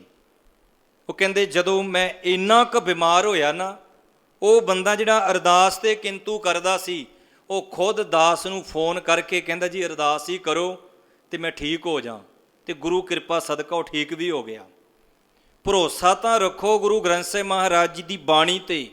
ਕੱਲੀ ਬਾਹਰਲੀ ਤੌਰ ਤੇ ਇਕੱਠੀ ਕੀਤੀ ਹੋਈ ਫੋਕੀ ਜਿਹੜੀ ਵਿਦਿਆ, ਜਿਹੜਾ ਲੈਕਚਰ ਹੈ ਨਾ, ਉਹ ਕੁਝ ਸਮੇਂ ਲਈ ਤਾਂ ਹੈ, ਪਰ ਉਹਦੇ ਨਾਲ ਪੂੰਜੀ ਸੰਪਤੀ ਤਾਂ ਇਕੱਠੀ ਕੀਤੀ ਜਾ ਸਕਦੀ ਹੈ, ਉਹਦੇ ਨਾਲ ਆਪਣਾ ਤੇ ਕਿਸੇ ਦਾ ਜੀਵਨ ਨਹੀਂ ਬਦਲਿਆ ਜਾ ਸਕਦਾ। ਜੋ ਗੁਰੂ ਦੀ ਬਾਣੀ ਹੈ, ਜਿਹੜੀ ਮੈਂ ਅਰਜ਼ ਕਰਨ ਲੱਗਾ ਸਾਂ, ਭਗਤ ਕਬੀਰ ਸਾਹਿਬ ਜੀ ਕਹਿੰਦੇ ਗ੍ਰਹਿ ਤਜ ਬਨ ਖੰਡ ਜਾਈਐ। ਤੇ ਜੋ ਸਿੱਖ ਰਹਿਤ ਮਰਜ਼ਾਦਾ ਵਿੱਚ ਪੜ੍ਹਦੇ ਹਾਂ ਕਿ ਇੱਕ ਹੈ ਜਨਮ ਸੰਸਕਾਰ, ਇੱਕ ਹੈ ਮ੍ਰਿਤਕ ਸੰਸਕਾਰ, ਇਹਨਾਂ ਦੇ ਉੱਪਰ ਤੁਹਾਡੀ ਮਰਜ਼ੀ ਨਹੀਂ ਚੱਲਦੀ, ਪਰ ਇਹਨਾਂ ਦੇ ਵਿਚਾਲੇ ਦੋ ਸੰਸਕਾਰ ਨੇ, ਇੱਕ ਹੈ ਆਨੰਦ ਸੰਸਕਾਰ ਤੇ ਇੱਕ ਹੈ ਅੰਮ੍ਰਿਤ ਸੰਸਕਾਰ। ਆਨੰਦ ਕਾਰਜ ਵਿਆਹ ਤੁਸੀਂ ਆਪਣੀ ਮਰਜ਼ੀ ਨਾਲ ਕਰਵਾ ਸਕਦੇ ਹੋ, ਉਹ ਤੁਸੀਂ ਸੋਚਣਾ ਵੀ ਚੰਗਾ ਕੀ ਹੈ ਤੇ ਮਾੜਾ ਕੀ ਹੈ। ਪਰ ਮੈਂ ਤੇ ਇਹੀ ਅਰਜ਼ ਕਰਾਂਗਾ, ਜਿਹੜੇ ਬੱਚੇ ਬੱਚੀਆਂ ਮਾਂ ਪਿਓ ਤੋਂ ਬਾਹਰ ਹੋ ਕੇ ਕੰਮ ਕਰਦੇ ਨੇ, ਕੁਝ ਕੁ ਸਾਲਾਂ ਬਾਅਦ ਉਹਨਾਂ ਲੋਕਾਂ ਨੂੰ, ਉਹਨਾਂ ਬੱਚੀਆਂ ਨੂੰ, ਬੱਚਿਆਂ ਨੂੰ, ਧੀਆਂ ਨੂੰ ਖੂਨ ਦੇ ਅੱਥਰੂ ਰੋਣੇ ਪੈਂਦੇ। ਐਦਾਂ ਤੁਸੀਂ ਵੇਖ ਸਕਦੇ ਹੋ ਕਿ ਜਿਹੜਾ ਬੰਦਾ ਤੁਹਾਨੂੰ ਕੱਲ੍ਹ ਮਿਲਿਆ ਹੈ, ਉਹਨੇ 4 5 7 ਗੱਲਾਂ ਕਰਕੇ ਤੁਹਾਨੂੰ ਬਲੈਕਮੇਲ ਕਰ ਲਿਆ, ਤੇ ਤੁਸੀਂ ਕੀ ਉਸ ਮਾਂ ਨੂੰ ਭੁੱਲ ਗਏ ਜਿਹੜੀ ਤੁਹਾਡੇ ਪੋਤੜੇ ਸਾਫ਼ ਕਰਦੀ ਰਹੀ? ਉਹਦਾ ਪਿਆਰ ਘੱਟ ਸੀ? ਉਸ ਪਿਓ ਨੂੰ ਭੁੱਲ ਗਏ ਜਿਹੜਾ ਲੋਕਾਂ ਦੀਆਂ ਦਿਹਾੜੀਆਂ ਕਰਕੇ ਧੀਏ ਤੈਨੂੰ ਪਾਲਦਾ ਪੋਸਦਾ ਰਿਹਾ, ਤੇ ਅੱਜ ਜਦੋਂ ਉਹ ਵਿਆਹ ਸ਼ਾਦੀ ਦਿਨ ਦੇਖਣ ਦਾ ਸਮਾਂ ਆਇਆ ਤੇ ਤੂੰ ਚੋਣ ਆਪਣੇ ਆਪ ਹੀ ਕਰ ਲਈ? ਹਾਂ, ਤੂੰ ਚੋਣ ਆਪਣੇ ਆਪ ਕਰ, ਪਰ ਮੇਰੀ ਬੱਚੀਏ, ਮੇਰਿਆ ਪੁੱਤਰਾ, ਤੂੰ ਆਪਣੇ ਮਾਂ ਪਿਓ ਦੀ ਤਾਂ ਆਗਿਆ ਲੈ ਲਾ, ਜਿਹਨੇ ਇੰਨੀਆਂ ਸਦਨਾਂ ਦੇ ਨਾਲ ਤੈਨੂੰ ਪੜ੍ਹਾਇਆ ਲਿਖਾਇਆ। ਤੇ ਜੇ ਤੂੰ ਅੰਤਮ ਸਮੇਂ ਵੀ, ਬਜ਼ੁਰਗੀ ਦੇ ਸਮੇਂ ਵੀ ਆਪਣੇ ਮਾਂ ਪਿਓ ਨੂੰ ਇਹ ਖੁਸ਼ੀ ਦੇਖਣ ਦਾ ਸਮਾਂ ਹੀ ਨਾ ਦਿੱਤਾ, ਤਾਂ ਤੇਰੇ ਨਾਲੋਂ ਵੱਡਾ ਪਾਪੀ ਕੋਈ ਨਹੀਂ। ਗੱਲ ਅਸੀਂ ਸੱਜਣ ਠੱਗ ਦੀ ਕਰਦੇ ਹਾਂ, ਗੱਲ ਅਸੀਂ ਭੂਮੀਏ ਚੋਰ ਦੀ ਕਰਦੇ ਹਾਂ, ਗੱਲ ਅਸੀਂ ਬੜੇ ਵੱਡੇ ਵੱਡੇ ਪਾਪੀਆਂ ਦੀ ਕਰਦੇ ਹਾਂ। ਸਾਡੇ ਨਾਲੋਂ ਵੱਡਾ ਪਾਪੀ ਕੌਣ ਹੋ ਸਕਦਾ ਹੈ? ਜਿਹੜਾ ਅੰਤਮ ਸਮੇਂ, ਇੱਕ ਤੁਸੀਂ ਪੜ੍ਹਦੇ ਹੀ ਹੋ ਕਿ ਵੇਖੋ, ਜੇ ਸਮੇਂ ਛੋਟੇ ਹੁੰਦੇ ਆ ਉਦੋਂ ਮਾਂ ਪਿਓ ਦੇ ਕੱਪੜੇ ਅਸੀਂ ਗਿੱਲੇ ਕੀਤੇ, ਮਾਂ ਪਿਓ ਦੇ ਬਿਸਤਰੇ ਕੱਪੜੇ, ਪਰ ਜਦੋਂ ਅਸੀਂ ਵੱਡੇ ਹੋਏ ਤੇ ਉਦੋਂ ਤੂੰ ਮਾਂ ਪਿਓ ਦੀਆਂ ਅੱਖਾਂ ਗਿੱਲੀਆਂ ਕੀਤੀਆਂ, ਉਹਨੂੰ ਰਹਿੰਦੀ ਜ਼ਿੰਦਗੀ ਤੂੰ ਉਹਨੂੰ ਰੋਣ ਧੋਣ ਤੇ ਛੱਡ ਗਿਆ। ਇੱਥੇ ਜਿਹੜੀ ਗੱਲ ਆਈ ਸੀ ਨਾ, ਬਚਨ ਗੁਰੂ ਸਾਹਿਬ ਦਾ, ਗ੍ਰਹਿ ਤਜ ਬਨ ਖੰਡ ਜਾਈਏ, ਚੁੰਨ ਖਾਈਏ ਕੰਧਾ। ਕੰਧਾ ਦੇ ਅਰਥ ਨੇ ਕੰਧ ਮੂਲ। ਫਿਰ ਮੈਂ ਉਸੇ ਵਿਸ਼ੇ ਤੇ ਆ ਜਾ। ਇੱਕ ਹੈ ਜਨਮ ਸੰਸਕਾਰ, ਇੱਕ ਹੈ ਆਨੰਦ ਸੰਸਕਾਰ, ਇੱਕ ਹੈ ਅੰਮ੍ਰਿਤ ਸੰਸਕਾਰ ਤੇ ਇੱਕ ਹੈ ਮ੍ਰਿਤਕ ਸੰਸਕਾਰ। ਦੋਵਾਂ ਦੀ ਚੋਣ ਤੁਸੀਂ ਆਪਣੀ ਮਰਜ਼ੀ ਨਾਲ ਨਹੀਂ ਕਰ ਸਕਦੇ, ਪਰ ਦੋ ਸੰਸਕਾਰ ਨੇ ਜਿਨ੍ਹਾਂ ਦੇ ਉੱਪਰ ਤੁਹਾਡੀ ਮਰਜ਼ੀ ਚੱਲਦੀ ਹੈ। ਤੁਸੀਂ ਫੈਸਲਾ ਕਰ ਸਕਦੇ ਹੋ, ਤੁਸੀਂ ਅੰਮ੍ਰਿਤ ਛਕ ਸਕਦੇ ਹੋ, ਕੋਈ ਜ਼ੋਰ ਧੱਕਾ ਨਹੀਂ। ਤੁਸੀਂ ਆਪਣਾ ਵਿਆਹ ਮਨ ਮਰਜ਼ੀ ਨਾਲ ਕਰਾਓ, ਚੋਣ ਕਰੋ ਬੱਚੀ ਦੀ, ਬੱਚੇ ਦੀ, ਪਰ ਆਪਣੀ ਮਨ ਮਰਜ਼ੀ ਆਪਣੇ ਮਾਂ ਪਿਓ ਨੂੰ ਜ਼ਰੂਰ ਦੱਸੋ। ਹੋ ਸਕਦਾ ਹੈ ਕਿ ਉਹ ਤੁਹਾਡੀ ਇਸ ਗੱਲ ਨਾਲ ਸਹਿਮਤ ਹੋ ਕੇ ਤੁਹਾਡਾ ਵਿਆਹ ਸ਼ਾਦੀ ਉਦੋਂ ਵੀ ਵਧੀਆ ਕਰਨ। ਪਹਿਲਾਂ ਬੰਦਾ ਕਾਮ ਦੇ ਵਿੱਚ ਆ ਕੇ, ਲਾਲਚ ਵਿੱਚ ਆ ਕੇ ਇਹ ਕੁਝ ਕਰ ਲੈਂਦਾ ਹੈ, ਪਰ ਜਿਸ ਵਕਤ 9 ਮਹੀਨਿਆਂ ਬਾਅਦ ਜਦੋਂ ਪੇਟ ਤੋਂ ਕਿਸੇ ਬੱਚੇ ਨੇ, ਔਲਾਦ ਨੇ ਜਨਮ ਲੈਣਾ ਹੁੰਦਾ ਨਾ, ਉਦੋਂ ਉਸ ਬੱਚੀ ਨੂੰ ਕੋਈ ਸਾਂਭਣ ਵਾਲਾ ਨਹੀਂ ਹੁੰਦਾ। ਕਿੱਥੇ ਜਾਓਗੇ ਤੁਸੀਂ? ਉਸ ਬੱਚੇ ਨੂੰ ਕਿਵੇਂ ਪਾਲੋਗੇ? ਤੇ ਉਹੀ ਘਰ ਵਾਲਾ ਫਿਰ ਉਹਨੂੰ ਪਤਾ ਹੈ ਕਿ ਜਿਹੜੀ ਆਪਣੇ ਮਾਂ ਪਿਓ ਨੂੰ ਇਹ ਛੱਡ ਕੇ ਆ ਗਈ ਤੇ ਇਹਨੇ ਮੇਰਾ ਕੀ ਬਣਨਾ, ਇਹਨੇ ਮੇਰਾ ਕੀ ਬਣਨਾ। ਉਹ ਜਿੰਨਾ ਮਰਜ਼ੀ ਭੇਡ ਵਾਂਗੂ ਕੁੱਟੀ ਜਾਏ, ਤੁਸੀਂ ਜਾਓਗੇ ਕਿੱਧਰ? ਤੁਸੀਂ ਕਿਤੇ ਨਹੀਂ ਜਾ ਸਕਦੇ। ਇਸ ਲਈ ਮੇਰੀ ਬੱਚੀਓ, ਧੀਓ, ਇਸ ਗੱਲ ਨੂੰ ਧਿਆਨ ਵਿੱਚ ਜ਼ਰੂਰ ਰੱਖਣਾ ਕਿ ਜੇ ਗੱਲ ਪਿਆਰ ਮੁਹੱਬਤ ਦੀ ਹੈ, ਪਹਿਲ ਅਸੀਂ ਆਪਣੇ ਮਾਂ ਪਿਓ ਨੂੰ ਦੇਣੀ ਹੈ, ਦੂਜੀ ਪਹਿਲ ਦੂਜੇ ਨੂੰ। ਇਹ ਪਹਿਲ ਜਦੋਂ ਪੜ੍ਹਦੇ ਆ ਨਾ ਬਾਣੀ, ਫਿਰ ਦਿਮਾਗ ਖੁੱਲ੍ਹਦਾ, ਫਿਰ ਪਤਾ ਚੱਲਦਾ ਕਿ ਅਸੀਂ ਤੇ ਬਹੁਤ ਵੱਡੀ ਗਲਤੀ ਕਰ ਰਹੇ ਹਾਂ। ਤੇ ਇੱਥੇ ਭਗਤ ਜੀ ਕਹਿੰਦੇ, ਗ੍ਰਹਿ ਤਜ ਬਨ ਖੰਡ ਜਾਈਏ, ਚੁੰਨ ਖਾਈਏ ਕੰਧਾ। ਭਾਵ ਸੰਸਾਰ ਨੂੰ ਛੱਡਣ ਦੇ ਨਾਲ, ਪਰਿਵਾਰ ਨੂੰ ਛੱਡਣ ਦੇ ਨਾਲ, ਦੇਸ਼ ਬਦਲਣ ਦੇ ਨਾਲ ਕਦੇ ਬੰਦੇ ਦੀ ਸੋਚ ਨਹੀਂ ਬਦਲਦੀ। ਹਾਂ, ਇੰਨਾ ਕੁ ਜ਼ਰੂਰ ਹੈ ਕਿ ਜਿਸ ਦੇਸ਼ ਵਿੱਚ ਬੰਦਾ ਰਹਿੰਦਾ ਹੈ, ਉੱਥੋਂ ਦੇ ਜਿਹੜੇ ਰੂਲ ਨੇ, ਜਿਹੜਾ ਉੱਥੋਂ ਦਾ ਕਾਨੂੰਨ ਹੈ, ਉਹ ਤੁਹਾਨੂੰ ਜ਼ਰੂਰ ਫੋਲੋ ਕਰਨਾ ਪਏਗਾ। ਭਾਵ ਸਮਝਣਾ ਪਏਗਾ। ਜਿਸ ਮੁਲਕ ਵਿੱਚ ਰਹਿੰਦੇ ਹੋ, ਉਸ ਮੁਲਕ ਦੇ ਤੁਸੀਂ ਕਾਨੂੰਨ ਦੇ ਉਲਟ ਨਹੀਂ ਚੱਲ ਸਕਦੇ। ਇੱਥੇ ਤੇ ਵੇਖੋ, ਐਂਬੂਲੈਂਸ ਆਉਂਦੀ ਹੋਵੇ ਨਾ, ਐਂਬੂਲੈਂਸ, ਮੈਂ ਪਹਿਲਾਂ ਵੀ ਅਰਜ਼ ਕਰਦਾ ਹੁੰਨਾ, ਉਸ ਐਂਬੂਲੈਂਸ ਦੇ ਵਿੱਚ ਕੋਈ ਮਰੀਜ਼ ਪਿਆ ਤੜਫਦਾ ਹੋਵੇ ਤੇ ਅੱਗੇ ਤੁਸੀਂ ਵੇਖੋ ਫਾਟਕ ਹੋਵੇ ਬੰਦ, ਐਂਬੂਲੈਂਸ ਨੂੰ ਨਹੀਂ ਲੰਘਣ ਦੇਣਾ। ਲੀਡਰ ਦੀ ਗੱਡੀ ਘੂੰ ਘੂੰ ਕਰਦੀ ਫਾਟਕ ਖੁੱਲ੍ਹ ਜਾਣਾ, ਉਹਨੇ ਲੰਘ ਜਾਣਾ ਏ। ਪਰ ਤੈਨੂੰ ਕਿਹੜਾ ਦੱਸੇ ਓਏ ਮੂਰਖਾ, ਜਿਹੜਾ ਐਂਬੂਲੈਂਸ ਦੇ ਵਿੱਚ ਸਹਿਕਦਾ ਪਿਆ ਨਾ ਮਰੀਜ਼, ਉਹਦੀ ਇੱਕ ਵੋਟ ਦੇ ਨਾਲ ਤੂੰ ਲੀਡਰ ਬਣਿਆ, ਤੇ ਜਿਹਦੀ ਐਂਬੂਲੈਂਸ ਇੱਕ ਪਾਸੇ ਖੜੀ ਕਰ ਦਿੱਤੀ। ਆ ਤੁਸੀਂ ਵੇਖਿਆ ਨਹੀਂ, ਹੁਣ ਕਿਸੇ ਲੀਡਰ ਨੇ ਲੰਘਣਾ ਘੂੰ ਘੂੰ ਕਰਦੇ, ਪਰੇ ਹੋ ਜੋ ਪਰੇ ਹੋ ਜੋ। ਮੰਤਰੀ ਸਾਹਿਬ ਆ ਰਹੇ ਨੇ, ਮੰਤਰੀ ਆ ਰਿਹਾ ਕਿ ਹਾਥੀ ਆ ਰਿਹਾ ਜਿਹੜਾ ਮਿੱਧ ਦੂ। ਉਹ ਲੋਕਾਂ ਦੀਆਂ ਵੋਟਾਂ ਦੇ ਨਾਲ ਤੁਸੀਂ ਜਦੋਂ ਵੋਟਾਂ ਮੰਗਦੇ ਜੇ, ਮੰਗਤੇ ਬਣ ਕੇ ਭਿਖਾਰੀਆਂ ਵਾਲੀ ਤੁਹਾਡੀ ਹਾਲਤ ਹੁੰਦੀ ਹੈ। ਹੱਥ ਜੋੜਦੇ ਹੋ ਜਿਨ੍ਹਾਂ ਬਸਤੀਆਂ ਵਿੱਚ, ਜਿਨ੍ਹਾਂ ਗਰੀਬਾਂ ਦੇ ਘਰਾਂ ਦੇ ਉੱਪਰ ਦੀ ਤੁਹਾਡਾ ਕਦੀ ਜਹਾਜ਼ ਵੀ ਲੰਘਣਾ ਪਸੰਦ ਨਹੀਂ ਕਰਦਾ, ਉਹਨਾਂ ਨੂੰ ਵੀ ਤੁਸੀਂ ਹੱਥ ਜੋੜਦੇ ਹੋ। ਪਰ ਜਦੋਂ ਤੁਹਾਨੂੰ ਅਹੁਦਾ ਮਿਲ ਜਾਂਦਾ ਹੈ ਤੇ ਫਿਰ ਤੁਸੀਂ ਪਰੇ ਹੋ ਜਾਓ ਪਰੇ ਹੋ ਜਾਓ। ਪੁਲਿਸ ਵਾਲੇ ਵੇਖਿਆ ਨਹੀਂ ਤੁਸੀਂ, ਗੱਡੀ ਵਿੱਚ ਜਿਪਸੀ ਦੀ ਟਾਕੀ ਖੋਲ੍ਹ ਕੇ ਇੱਦਾਂ ਕਰਨਗੇ, ਜਿਹੜਾ ਨਾ ਕਰੇ ਇਹਨਾਂ ਨੂੰ ਗੱਡੀ ਮੂਹਰੇ ਲਾ ਕੇ ਚਪੇੜਾ ਮਾਰਨਗੇ। ਤੇ ਮੈਂ ਇੱਕ ਬੇਨਤੀ ਕਰਾਂ, ਹੁਣ ਤੁਸੀਂ ਜੇ ਪੜ੍ਹੇ ਲਿਖੇ ਨੌਜਵਾਨ, ਜਨਤਾ ਹੋ ਗਈ ਹੈ ਸੁਚੇਤ, ਤੇ ਹੁਣ ਆਪਣੇ ਆਪ ਹੀ ਤੁਸੀਂ ਆਪ ਹੀ ਤਿਆਰੀ ਰੱਖਿਆ ਕਰੋ ਵੀ ਕਿਹਨੂੰ ਔਰ ਕਿਵੇਂ ਤੇ ਕਿਸ ਤਰੀਕੇ ਦੇ ਨਾਲ ਉਹਦੇ ਨਾਲ ਹਿਸਾਬ ਕਿਤਾਬ ਕਰਨਾ ਹੈ। ਉਹਨਾਂ ਨੂੰ ਸਵਾਲ ਕਰਿਆ ਕਰੋ, ਪੁੱਛਿਆ ਕਰੋ। ਪਰ ਅਸੀਂ ਤਾਂ ਸਾਡੇ ਪਿੰਡ ਦੀਆਂ ਨਾਲੀਆਂ ਬਣਾ ਦਿਓ ਜੀ, ਸਾਡੇ ਪਿੰਡ ਵਿੱਚ ਦੀ ਪਾਣੀ ਨਹੀਂ ਲੰਘਦਾ, ਇਹਨਾਂ ਦੀ ਰੂੜੀ ਚੱਕ ਕੇ ਇੱਧਰ ਕਰ ਦਿਓ, ਉਹਨਾਂ ਦੀ ਉੱਧਰ ਕਰ ਦਿਓ, ਬਸ ਆਹ ਸਾਡੀਆਂ ਮੰਗਾਂ ਨੇ। ਨਾ ਅਸੀਂ ਕਹਿੰਦੇ ਹਾਂ ਸਕੂਲ ਬਣਾਓ, ਨਾ ਕਹਿੰਦੇ ਹਾਂ ਕਾਲਜ ਬਣਾਓ, ਨਾ ਅਸੀਂ ਕਹਿੰਦੇ ਹਾਂ ਕੋਈ ਇੱਥੇ ਹੌਸਪੀਟਲ ਬਣਾਓ, ਨਾ ਅਸੀਂ ਕਹਿੰਦੇ ਹਾਂ ਇੱਥੇ ਇੱਕ ਐਂਬੂਲੈਂਸ 24 ਘੰਟੇ ਖੜੀ ਹੋਵੇ। ਨਹੀਂ, ਬਸ ਇਹ ਸਾਡੀ ਰੂੜੀ ਇੱਧਰ ਕਰ ਦਿਓ ਜੀ, ਉਹਨਾਂ ਦੀ ਇੱਧਰ ਕਰ ਦਿਓ। ਉਹ ਕਹਿੰਦੇ ਕੋਈ ਨਹੀਂ ਕਰ ਦਿਆਂਗੇ, ਵੀ ਬਸ ਇਹ ਤਾਂ ਰੂੜੀਆਂ ਚੁਕਾਉਣ ਵਾਲੀ ਨੇ। ਕੋਈ ਆਈ ਤਬਦੀਲੀ ਕਿਸੇ ਪਿੰਡ ਨਗਰ ਵਿੱਚ ਜਿਹਦੇ ਵਿੱਚ ਆਈ, ਮੁਬਾਰਕ ਹੈ, ਉਹ ਮੰਤਰੀ ਵੀ ਮੁਬਾਰਕ ਨੇ, ਧੰਨਵਾਦ ਆ ਉਹਨਾਂ ਦਾ ਜਿਨ੍ਹਾਂ ਨੇ ਕੁਝ ਕੁ ਪਿੰਡਾਂ ਦੇ ਵਿੱਚ ਪਿੰਡ ਦਾ ਕੁਝ ਚੰਗਾ ਕੰਮ ਕੀਤਾ ਨਾ, ਉਹ ਧੰਨਵਾਦ ਆ ਉਹਨਾਂ ਦਾ, ਸਤਿਕਾਰਯੋਗ ਨੇ। ਪਰ ਮੈਂ ਜਿਹੜੀ ਬੇਨਤੀ ਕਰਨ ਲੱਗਾ, ਆਓ ਵਿਸ਼ੇ ਤੇ। ਭਗਤ ਜੀ ਕਹਿੰਦੇ ਗ੍ਰਹਿ ਤਜ ਬਨ ਖੰਡ ਜਾਈਐ, ਚੁੰਨ ਖਾਈਐ ਕੰਦਾ। ਕੰਦਾ ਦੇ ਅਰਥ ਨੇ ਕੰਧ ਮੂਲ। ਭਗਤ ਜੀ ਕਹਿੰਦੇ ਪਿੰਡ ਛੱਡਣ ਨਾਲ, ਸੰਸਾਰ ਛੱਡਣ ਨਾਲ, ਪਰਿਵਾਰ ਛੱਡਣ ਦੇ ਨਾਲ ਕਦੀ ਵੀ ਬੰਦੇ ਦੇ ਕੀਤੇ ਹੋਏ ਪਾਪ ਨਹੀਂ ਖਤਮ ਹੁੰਦੇ। ਇੱਕ ਹੈ ਪਾਪ, ਇੱਕ ਹੈ ਅਪਰਾਧ। ਕਿਉਂਕਿ ਜਿਹੜਾ ਬੰਦੇ ਦੇ ਅੰਦਰ ਮਨ ਵਿੱਚ ਗਲਤ ਖਿਆਲ ਚੱਲਦੇ ਹੈ ਨਾ, ਉਹਨੂੰ ਕਹਿੰਦੇ ਨੇ ਪਾਪ। ਤੇ ਜਦੋਂ ਬੰਦਾ ਉਸ ਪਾਪ ਨੂੰ ਪ੍ਰੈਕਟੀਕਲ ਰੂਪ ਦੇ ਦਿੰਦਾ, ਉਹ ਬਣ ਜਾਂਦਾ ਹੈ ਅਪਰਾਧ। ਪ੍ਰੈਕਟੀਕਲ ਰੂਪ ਤੁਸੀਂ ਸਮਝਦੇ ਹੋ, ਸੌਖਾ ਕਰਦੇ ਹਾਂ ਵੀ ਜਦੋਂ ਉਸੇ ਪਾਪ ਨੂੰ ਤੁਸੀਂ ਸਰੀਰਕ ਰੂਪ ਦੇ ਵਿੱਚ ਤੁਸੀਂ ਜ਼ੁਲਮ ਕਰਦੇ ਹੋ, ਉਹੀ ਪਾਪ ਅਪਰਾਧ ਬਣ ਜਾਂਦਾ ਹੈ। ਤੇ ਇੱਥੇ ਭਗਤ ਜੀ ਕਹਿੰਦੇ ਗ੍ਰਹਿ ਤਜ ਬਨ ਖੰਡ ਜਾਈਐ, ਘਰ-ਬਾਰ ਛੱਡਣ ਦੇ ਨਾਲ, ਜੰਗਲਾਂ ਦੇ ਵਿੱਚ ਜਾਣ ਦੇ ਨਾਲ, ਜਾਂ ਜੰਗਲ ਦੇ ਵਿੱਚ ਕੰਧ ਮੂਲ ਗਾਜਰ ਮੂਲੀਆਂ ਜੋ ਵੀ ਕਹਿ ਲਓ, ਘਾਹ ਫੂਸ ਆਦਿਕ, ਵੀ ਬਾਬਾ ਜੀ ਰੋਟੀ ਨਹੀਂ ਖਾਂਦੇ, ਬਾਬਾ ਜੀ ਦੁੱਧਾਧਾਰੀ ਨੇ, ਵੀ ਜਿਹਨੂੰ ਦੁੱਧ ਮਿਲਦਾ ਉਹ ਰੋਟੀ ਉਹਨੇ ਕੀ ਕਰਨੀ ਹੈ। ਹੁਣ ਅੱਜ ਦੇ ਜ਼ਮਾਨੇ ਤਾਂ ਇੰਜ ਕਹਿ ਲਓ ਦੁੱਧ ਉਹੀ ਨਹੀਂ ਮਿਲਦਾ ਪਿਆ, ਇਹ ਤਾਂ ਜੀ ਦੁੱਧਾਧਾਰੀ ਨੇ। ਖਿਮਾ ਕਰਿਓ, ਇੱਥੇ ਬਚਨ ਨੇ ਗ੍ਰਹਿ ਤਜ ਬਨ ਖੰਡ ਜਾਈਐ, ਚੁੰਨ ਖਾਈਐ ਕੰਦਾ। ਕਹਿੰਦੇ ਘਰ-ਬਾਰ ਛੱਡ ਕੇ, ਰੋਟੀ ਲੰਗਰ ਪ੍ਰਸ਼ਾਦਾ ਪਾਣੀ ਛੱਡ ਕੇ, ਜੇ ਬੰਦਾ ਕਵੇ ਇਹ ਕੰਧ ਮੂਲ ਖਾਂਦਾ ਹੈ ਤਾਂ ਸ਼ਾਇਦ ਇਹਦੇ ਪਾਪ ਝੜ ਜਾਣਗੇ।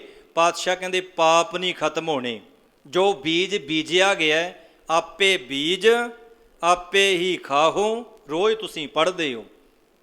ਇੱਕ ਦਫਾ ਧੰਨ ਸ਼੍ਰੀ ਗੁਰੂ ਗੋਬਿੰਦ ਸਿੰਘ ਮਹਾਰਾਜ ਸੱਚੇ ਪਾਤਸ਼ਾਹ ਜੀ ਸ਼੍ਰੀ ਅਨੰਦਪੁਰ ਸਾਹਿਬ ਦੀ ਧਰਤੀ 'ਤੇ ਬਿਰਾਜੇ ਨੇ, ਤੇ ਸਤਿਗੁਰਾਂ ਦੇ ਦਰਸ਼ਨ ਕਰਨ ਦੇ ਵਾਸਤੇ ਇੱਕ ਸੰਨਿਆਸੀ ਸਾਧੂ, ਇੱਕ ਸੰਨਿਆਸੀ, ਉਹਨੂੰ ਪਤਾ ਚੱਲਿਆ ਕਿ ਗੁਰੂ ਨਾਨਕ ਦੇਵ ਮਹਾਰਾਜ ਸੱਚੇ ਪਾਤਸ਼ਾਹ ਦੀ ਗੱਦੀ ਦੇ ਉੱਪਰ 10ਵੇਂ ਨਾਨਕ ਧੰਨ ਸ਼੍ਰੀ ਗੁਰੂ ਗੋਬਿੰਦ ਸਿੰਘ ਮਹਾਰਾਜ ਸੱਚੇ ਪਾਤਸ਼ਾਹ ਬਿਰਾਜੇ ਨੇ।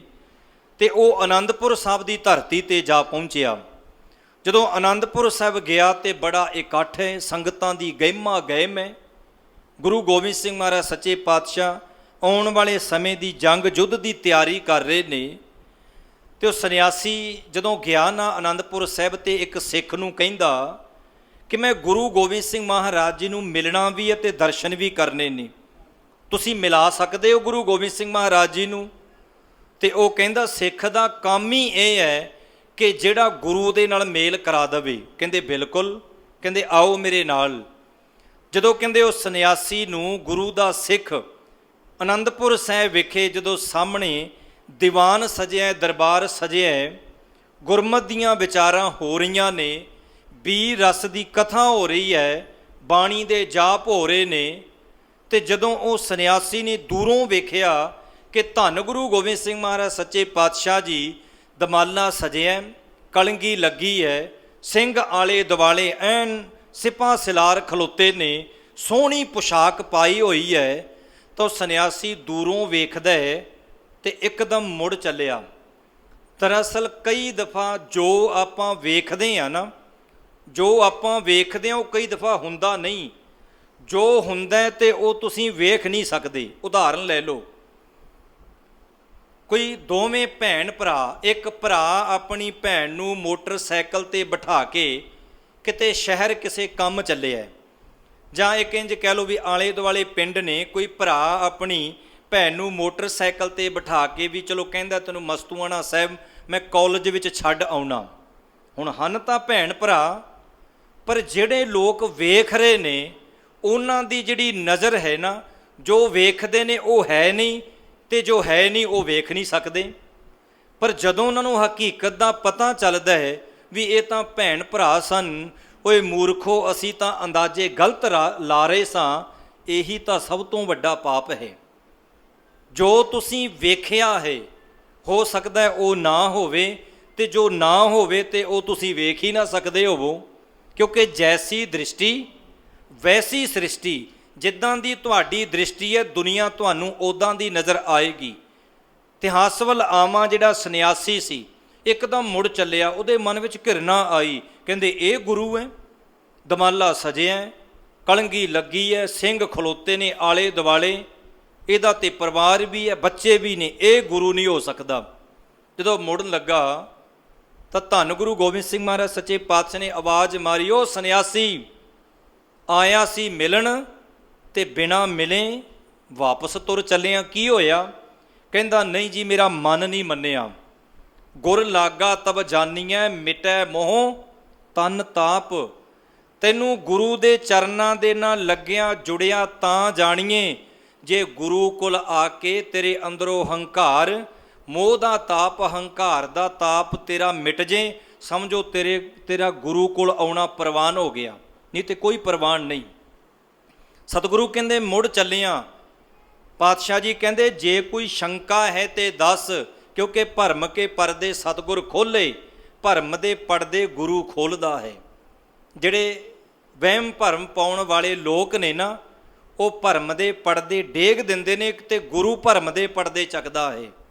ਤੇ ਜਿਹੜਾ ਭਰਮ ਦੇ ਪਰਦੇ ਚੱਕੇ ਉਹ ਕਈ ਦਫਾ ਸਾਨੂੰ ਚੰਗਾ ਨਹੀਂ ਲੱਗਦਾ, ਤੇ ਜਿਹੜਾ ਸਾਨੂੰ ਭਰਮ ਦੇ ਵਿੱਚ ਪਾਵੇ ਸਾਨੂੰ ਉਹੀ ਚੰਗਾ ਲੱਗਦਾ ਹੈ। ਅਖੰਡ ਪਾਠ ਸਭ ਕਰਾ ਕੇ ਵੀ, ਸੁਖਮਨੀ ਸਭ ਦਾ ਪਾਠ ਕਰਕੇ ਕਰਾ ਕੇ ਵੀ, ਜਿੰਨਾ ਚਿਰ ਅਸੀਂ ਕਿਸੇ ਪਾਂਡੇ ਤੇ ਜੋਤਸੀ ਤੋਂ ਪੁੱਛ ਨਾ ਲਈਏ ਬਾਬਾ ਜੀ ਵਿਆਹ ਦਾ ਦਿਨ ਕਢਾਉਣਾ। ਇੱਕ ਮੈਨੂੰ ਉੱਥੇ ਅਮਰੀਕਾ ਵਿੱਚ ਕਹਿੰਦਾ ਬਾਬਾ ਜੀ ਦੋਵੇਂ ਆ ਗਏ, ਕਹਿੰਦੇ ਵਿਆਹ ਦਾ ਦਿਨ ਕਢਾਉਣਾ। ਮੈਂ ਕਿਹਾ ਵਿਆਹ ਫਸਿਆ ਕਿੱਥੇ ਆ ਜਿਹੜਾ ਕਢਾਉਣਾ ਹੈ? ਵੀ ਕਿਸੇ ਝਾਫਿਆਂ 'ਚ ਫਸਿਆ ਕਿ ਗਾਰੇ 'ਚ? ਵਿਆਹ ਕਢਾਉਣਾ ਹੈ।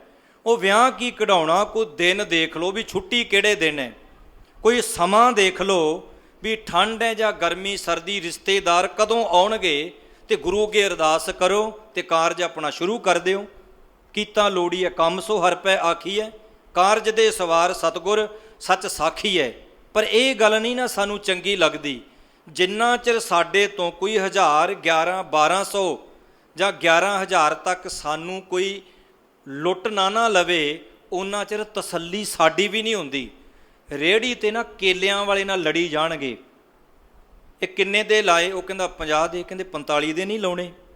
ਉੱਥੇ 5 ਪਿੱਛੇ ਲੜਦੇ ਪਏ ਨੇ, ਸੇਬਾਂ ਪਿੱਛੇ, ਤੇ ਉੱਥੇ ਬੂਬਣੇ ਸਾਧ ਪੰਡਤ ਨੂੰ 11000 ਨਾਲ ਦੀ ਨਾਲ ਦੇ ਆਉਣਗੇ। ਤੇ ਉਹ ਵੀ ਨਾ ਅੱਗੋਂ ਮੂੰਹ ਜਾ ਬਣਾ ਕੇ, ਹਾਂ ਭਾਈ ਕਿੱਦਾਂ, ਠੀਕ ਹੋ, ਫਸਲਬਾੜੀ ਕਿਵੇਂ ਚੱਲਦੀ ਹੈ? ਹਾਂ ਬਾਬਾ ਜੀ ਵਧੀਆ ਚੱਲਦੀ। ਆ ਪੋਲੜ ਜਾ ਕਿਹੜੀ ਜਮਾਤ 'ਚ ਪੜ੍ਹਦਾ?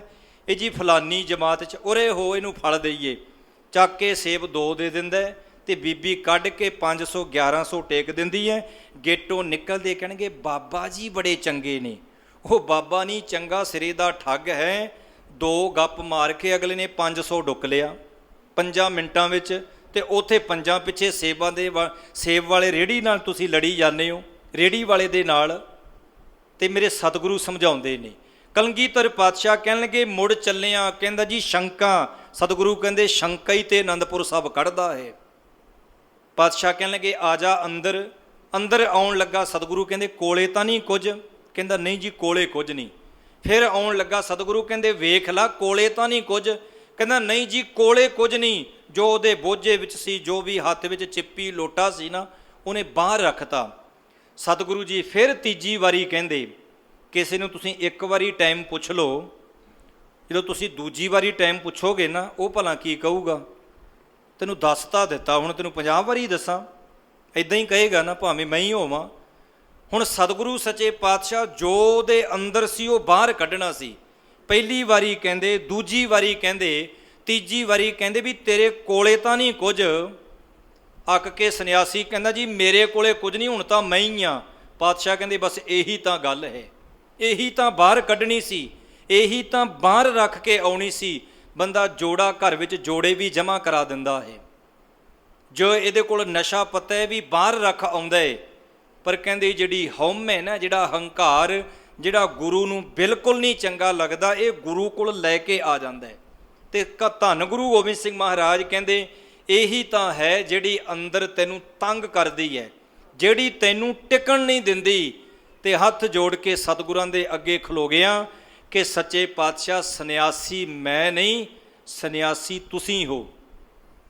ਮੈਂ ਜੰਗਲਾਂ ਦੀ ਖਾਕ ਛਾਣ ਕੇ ਵੀ ਸੰਨਿਆਸੀ ਨਹੀਂ ਬਣਿਆ। ਮੈਂ ਘਰ-ਬਾਰ ਪਰਿਵਾਰ ਛੱਡ ਦਿੱਤਾ, ਮੈਂ ਤਾਂ ਵੀ ਸੰਨਿਆਸੀ ਨਹੀਂ ਬਣ ਸਕਿਆ। ਪਰ ਤੁਹਾਡੇ ਤਾਂ 4 ਸਾਹਿਬਜ਼ਾਦੇ ਬੱਚੇ ਵੀ ਨੇ, ਤੁਹਾਡੀ ਪਤਨੀ ਵੀ ਹੈ, ਤੁਹਾਡਾ ਪਰਿਵਾਰ ਵੀ ਹੈ, ਘਰ-ਬਾਰ ਵੀ ਹੈ, ਸਭ ਕੁਝ ਤੁਹਾਡੇ ਕੋਲ ਹੈ।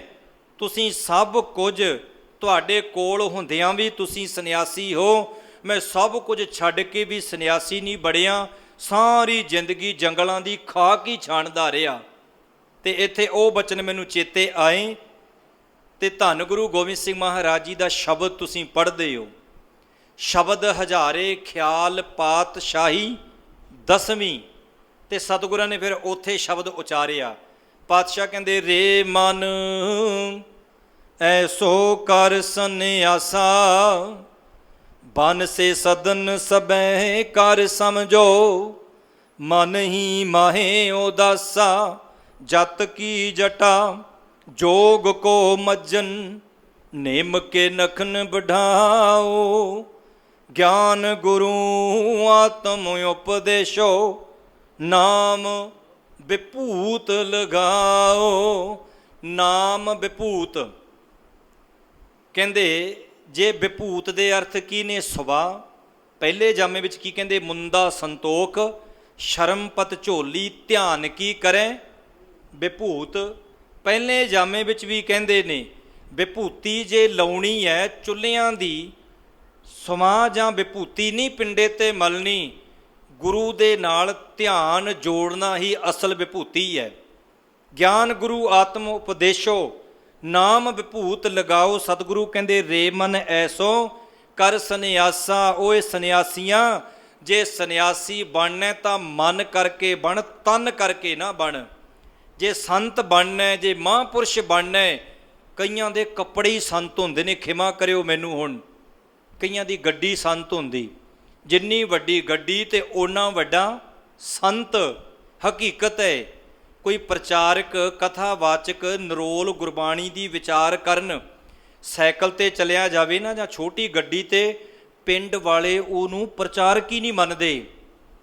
ਪਰ ਜੇ ਕੋਈ 15 ਲੱਖ ਦੀ ਗੱਡੀ ਤੇ ਪਿੰਡ 'ਚ ਚੱਲ ਜੇ ਨਾ ਕਥਾ ਕਰਨ, ਭਾਵੇਂ ਤੁਹਾਨੂੰ ਗੁਰਬਾਣੀ ਦੀ ਇੱਕ ਤੁਕ ਵੀ ਨਾ ਸੁਣਾਵੇ, ਕਹਿਣਗੇ ਆਹ ਨੇ ਮਹਾਂਪੁਰਸ਼। ਇਹਦਾ ਮਤਲਬ ਮਹਾਂਪੁਰਸ਼ ਉਹਦੇ ਕੱਪੜੇ ਹੀ ਨੇ, ਮਨ ਕਰਕੇ ਕੋਈ ਮਹਾਂਪੁਰਸ਼ ਨਹੀਂ।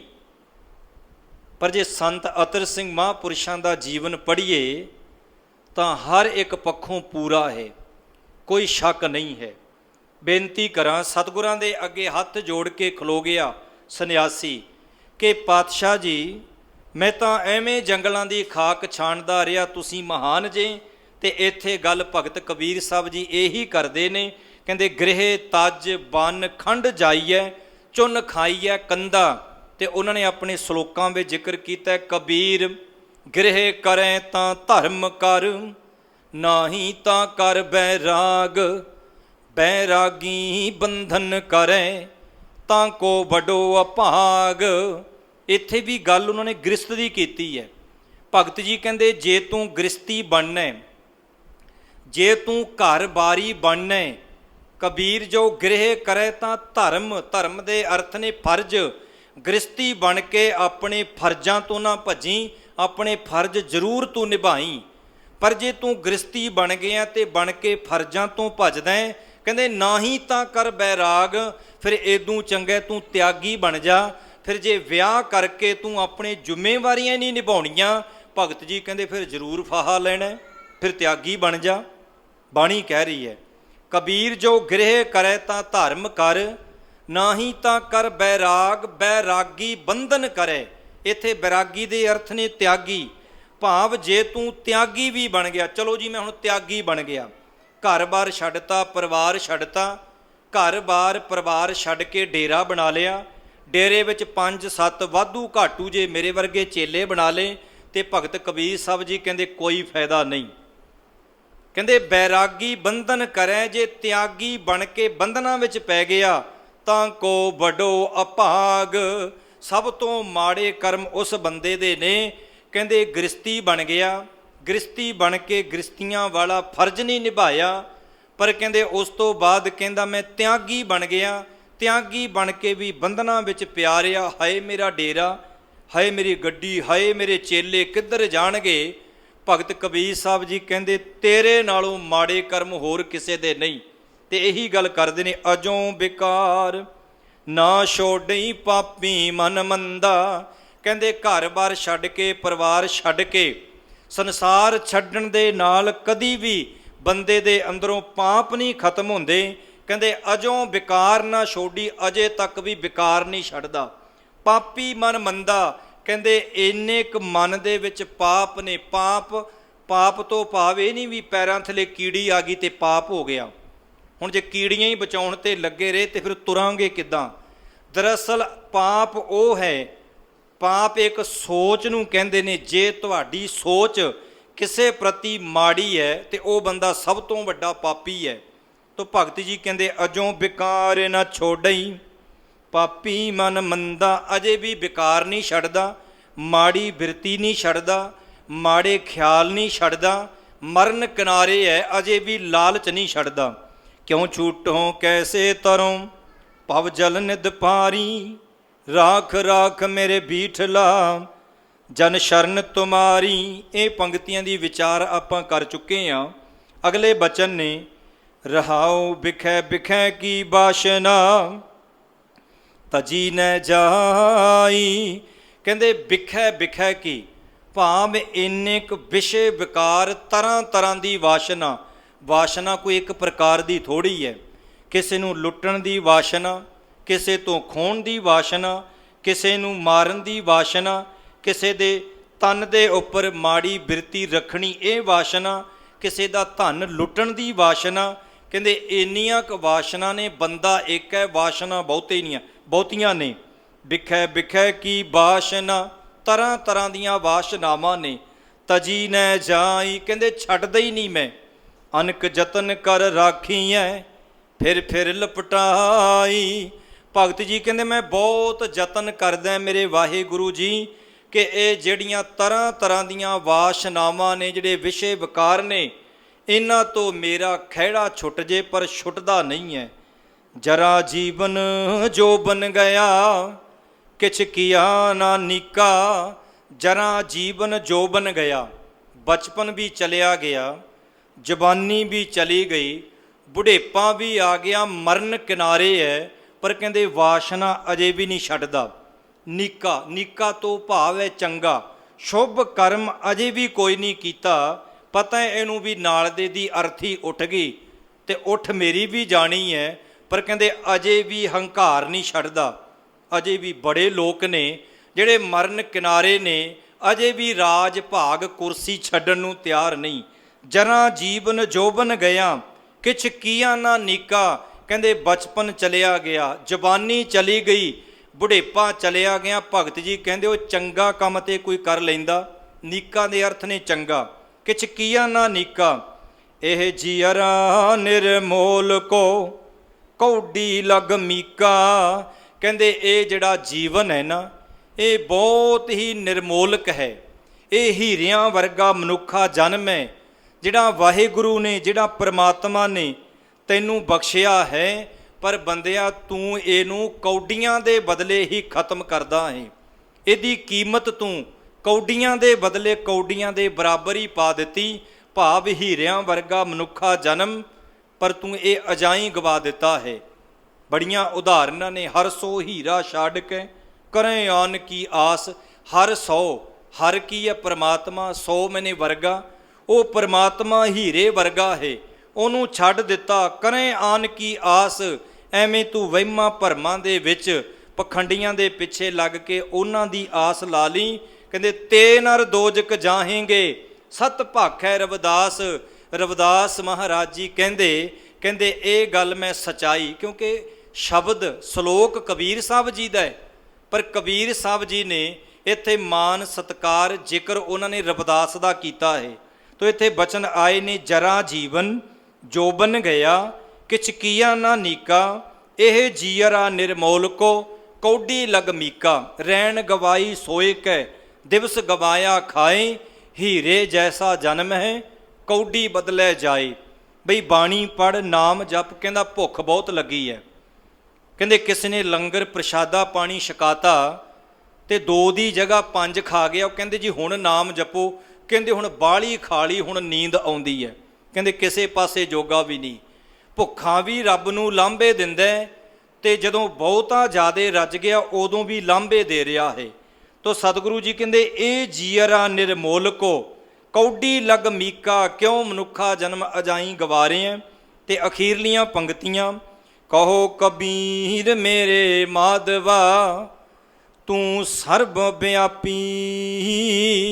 ਮਾਧਵਾ, ਹੇ ਮਾਇਆ ਦੇ ਪਤੀ ਪਰਮਾਤਮਾ, ਤੂੰ ਸਾਰੀ ਕਾਇਨਾਤ ਦੇ ਵਿੱਚ ਵਿਆਪਕ ਹੈ। ਤੂੰ ਜਰਰੇ ਜਰਰੇ ਦੇ ਵਿੱਚ ਹੈ, ਤੂੰ ਬਹੁਤ ਮਹਾਨ ਹੈ। ਤੇ ਅਖੀਰ ਵਿੱਚ ਕਹਿੰਦੇ ਕਹੋ ਕਬੀਰ ਮੇਰੇ ਮਾਧਵਾ, ਤੂੰ ਸਰਬ ਵਿਆਪੀ। ਤੁਮ ਸਮਸਰ ਨਾਹੀ ਦਇਆਲ, ਮੋਹਿ ਸੰਸਾਰ ਪਾਪੀ। ਹੇ ਮੇਰੇ ਵਾਹਿਗੁਰੂ ਪਰਮਾਤਮਾ, ਮੇਰੇ ਵਰਗਾ ਤਾਂ ਕੋਈ ਪਾਪੀ ਨਹੀਂ, ਤੇਰੇ ਬਰਾਬਰ ਤੇ ਤੇਰੇ ਵਰਗਾ ਦਿਆਲੂ ਕੋਈ ਨਹੀਂ। ਜੋ ਪੈ ਹਮਨਾ ਪਾਪ ਕਰੰਤਾ ਅਹੇ ਅਨੰਤਾ, ਪਤਤ ਪਾਵਨ ਨਾਮ ਕੈਸੇ ਹੁੰਤਾ। ਭਗਤ ਰਵਿਦਾਸ ਸਾਹਿਬ ਜੀ ਵੀ ਕਹਿੰਦੇ ਨੇ, ਹੇ ਮੇਰੇ ਮਾਲਕ ਵਾਹਿਗੁਰੂ, ਜੇ ਅਸੀਂ ਪਾਪ ਕਰਦੇ ਆ ਨਾ ਤੇ ਤਾਂ ਹੀ ਤੈਨੂੰ ਬਖਸ਼ਣਹਾਰਾ ਕਹਿੰਦੇ ਨੇ। ਜੇ ਅਸੀਂ ਪਾਪ ਹੀ ਨਾ ਕਰੀਏ ਤੇ ਤੈਨੂੰ ਬਖਸ਼ਣਹਾਰਾ ਕਿਹਨੇ ਕਹਿਣਾ।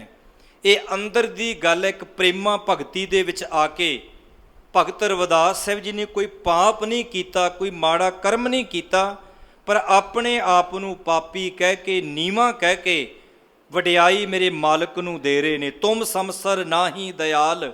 ਇੱਥੇ ਭਗਤ ਕਬੀਰ ਸਾਹਿਬ ਜੀ ਕਹਿੰਦੇ ਵਾਹਿਗੁਰੂ ਜੀ, ਤੇਰੇ ਵਰਗਾ ਦਇਆਲੂ ਕੋਈ ਨਹੀਂ।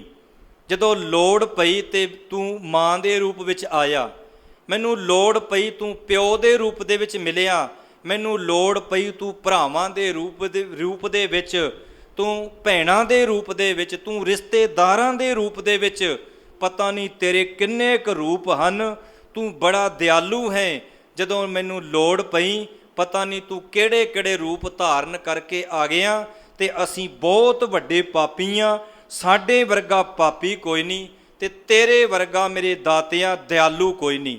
ਤੁਮ ਸਮਸਰ ਨਾਹੀ ਦਇਆਲ, ਮੋਹਿ ਸਮਸਰ ਪਾਪੀ। ਸਤਿਗੁਰੂ ਜੀ ਮਿਹਰ ਕਰਨ, ਕਿਰਪਾ ਕਰਨ। ਆਓ ਆਰੰਭਕ ਪੰਕਤੀਆਂ ਪੜ੍ਹ ਕੇ ਪਾਵਨ ਸ਼ਬਦ ਦੀ ਵਿਚਾਰ ਹੈ ਜਿਹੜੀ ਉਹਦੀ ਅੱਜ ਸੰਪੰਨਤਾ, ਇੰਨੀ ਹਾਜ਼ਰੀ ਪ੍ਰਵਾਨ ਕਰਨੀ।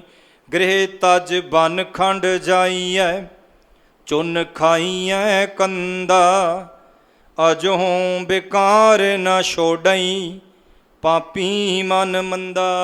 ਸਤਿਗੁਰੂ ਜੀ ਮਿਹਰ ਕਰਨ, ਕਿਰਪਾ ਕਰਨ। ਪਾਵਨ ਗੁਰਬਾਣੀ ਗੁਰ ਸ਼ਬਦ ਕਥਾ ਵਿਚਾਰ ਕਰਦਿਆਂ ਇੱਕ ਨਹੀਂ ਅਨੇਕਾਂ ਪ੍ਰਕਾਰਾਂ ਦੀਆਂ ਭੁੱਲਾਂ ਗਲਤੀਆਂ ਸੋ ਜਿੰਨੀਆਂ ਸੰਗਤਾਂ ਨੇ ਪਾਵਨ ਗੁਰਬਾਣੀ ਗੁਰ ਸ਼ਬਦ ਕਥਾ ਵਿਚਾਰ ਨੂੰ ਸ਼ਰਵਣ ਕੀਤਾ, ਬਚਨ ਗੁਰੂ ਕਾ ਜਾਣ ਕੇ ਹਿਰਦੇ ਵਿੱਚ ਵਸਾਉਣਾ। ਔਗਣ ਚਿਤਾਰਨੇ ਇਸ ਸਥਾਨ ਤੋਂ ਗੁਰਸਾਗਰ ਮਸਤੂਆਣਾ ਸਾਹਿਬ ਤੋਂ ਦਾਸ ਨੂੰ ਗੁਰੂ ਬਖਸ਼ਿਸ਼ ਸਦਕਾ ਬੜਾ ਕੁਝ ਪ੍ਰਾਪਤ ਹੋਇਆ ਹੈ। ਗੁਰੂ ਦੀ ਬਖਸ਼ਿਸ਼ ਹੈ। ਬਚਪਨ ਤੋਂ ਹੀ ਦਾਸ ਲਗਭਗ ਇੱਥੇ 1997 ਤੋਂ ਲੈ ਕੇ ਲਗਭਗ 1 ਫਰਵਰੀ 2018 ਤੱਕ ਗੁਰੂ ਸਾਹਿਬ ਜੀ ਨੇ ਮੈਨੂੰ ਇਸ ਸਥਾਨ ਦੀ ਜਿਹੜੀ ਸੇਵਾ ਸੀ ਵੱਖੋ ਵੱਖ ਰੂਪ ਦੇ ਵਿੱਚ ਸੇਵਾਵਾਂ ਇਹ ਬਖਸ਼ੀਆਂ ਸਨ। ਗੁਰੂ ਬਖਸ਼ਿਸ਼ ਸਦਕਾ ਅੱਜ ਮੈਂ ਉਸ ਸਥਾਨ 'ਤੇ ਹਾਂ ਜਿੱਥੇ ਸੰਤ ਤੇਜਾ ਸਿੰਘ ਜੀ MA ਅਮਰੀਕਾ ਦੀ ਧਰਤੀ 'ਤੇ ਕੈਲੀਫੋਰਨੀਆ ਵਿਖੇ, ਜੋ ਕਿ ਗਦਰੀ ਬਾਬਿਆਂ ਦਾ ਇਤਿਹਾਸਕ ਸਥਾਨ ਹੈ, ਉੱਥੋਂ ਦੇ ਉਹ ਪਹਿਲੇ ਉੱਥੋਂ ਦੇ ਪ੍ਰੈਜ਼ੀਡੈਂਟ ਸਨ, ਭਾਵ ਪ੍ਰਧਾਨ ਮੈਨੇਜਮੈਂਟ ਦੇ ਆਗੂ ਸਨ, ਅਤੇ ਨਾਲੋਂ ਨਾਲ ਉਹ ਇੰਜ ਕਹਿ ਲਓ ਗੁਰਸਿੱਖੀ ਦਾ ਪ੍ਰਚਾਰ ਵੀ ਕਰਦੇ ਸਨ। ਅਤੇ ਉਸੇ ਜਗ੍ਹਾ ਦੀ ਸਥਾਨ ਦੀ ਸੇਵਾ ਗੁਰੂ ਸਾਹਿਬ ਜੀ ਨੇ ਦਾਸ ਨੂੰ ਉੱਥੇ ਹੈੱਡ ਗ੍ਰੰਥੀ ਔਰ ਕਥਾਵਾਚਕ ਦੀ ਬਖਸ਼ਿਸ਼ ਕੀਤੀ ਹੈ। ਔਰ ਅਮਰੀਕਾ ਦੀਆਂ ਕੈਲੀਫੋਰਨੀਆ ਸਟਾਕਟਨ ਦੀਆਂ ਸਮੁੱਚੀਆਂ ਸੰਗਤਾਂ ਦਾ ਵੀ ਦਾਸ ਅਤੀ ਰਿਣੀ ਹੈ, ਉਹਨਾਂ ਦਾ ਵੀ ਧੰਨਵਾਦ। ਸੋ ਇੱਥੋਂ ਸਮੁੱਚੀ ਮੈਨੇਜਮੈਂਟ ਦਾ, ਅਕਾਲ ਕੌਂਸਲ ਗੁਰਸਾਗਰ ਮਸਤੂਆਣਾ ਸਾਹਿਬ ਅਤੇ ਸਮੁੱਚੇ ਸਾਰੇ ਜਿੰਨੇ ਵੀ ਮੇਰੇ ਵੀਰ ਭਰਾ ਸੇਵਾਦਾਰ ਰਾਗੀ ਗ੍ਰੰਥੀ ਸਿੰਘ ਹਨ, ਸਾਰਿਆਂ ਦਾ ਹੀ ਬਹੁਤ ਬਹੁਤ ਧੰਨਵਾਦ ਜਿਨ੍ਹਾਂ ਨੂੰ ਦਾਸ ਨੇ ਇਹ ਮਾਨ ਸਨਮਾਨ ਬਖਸ਼ਿਸ਼ ਕੀਤਾ। ਕੋਟਾਨ ਕੋਟ ਸ਼ੁਕਰ ਸ਼ੁਕਰਾਨਾ। ਧੰਨ ਧੰਨ ਸਾਹਿਬ ਸ੍ਰੀ ਗੁਰੂ ਗ੍ਰੰਥ ਸਾਹਿਬ ਮਹਾਰਾਜ ਜੀ ਦਾ। ਵਾਹਿਗੁਰੂ ਜੀ ਕਾ ਖਾਲਸਾ, ਵਾਹਿਗੁਰੂ ਜੀ ਕੀ ਫਤਿਹ।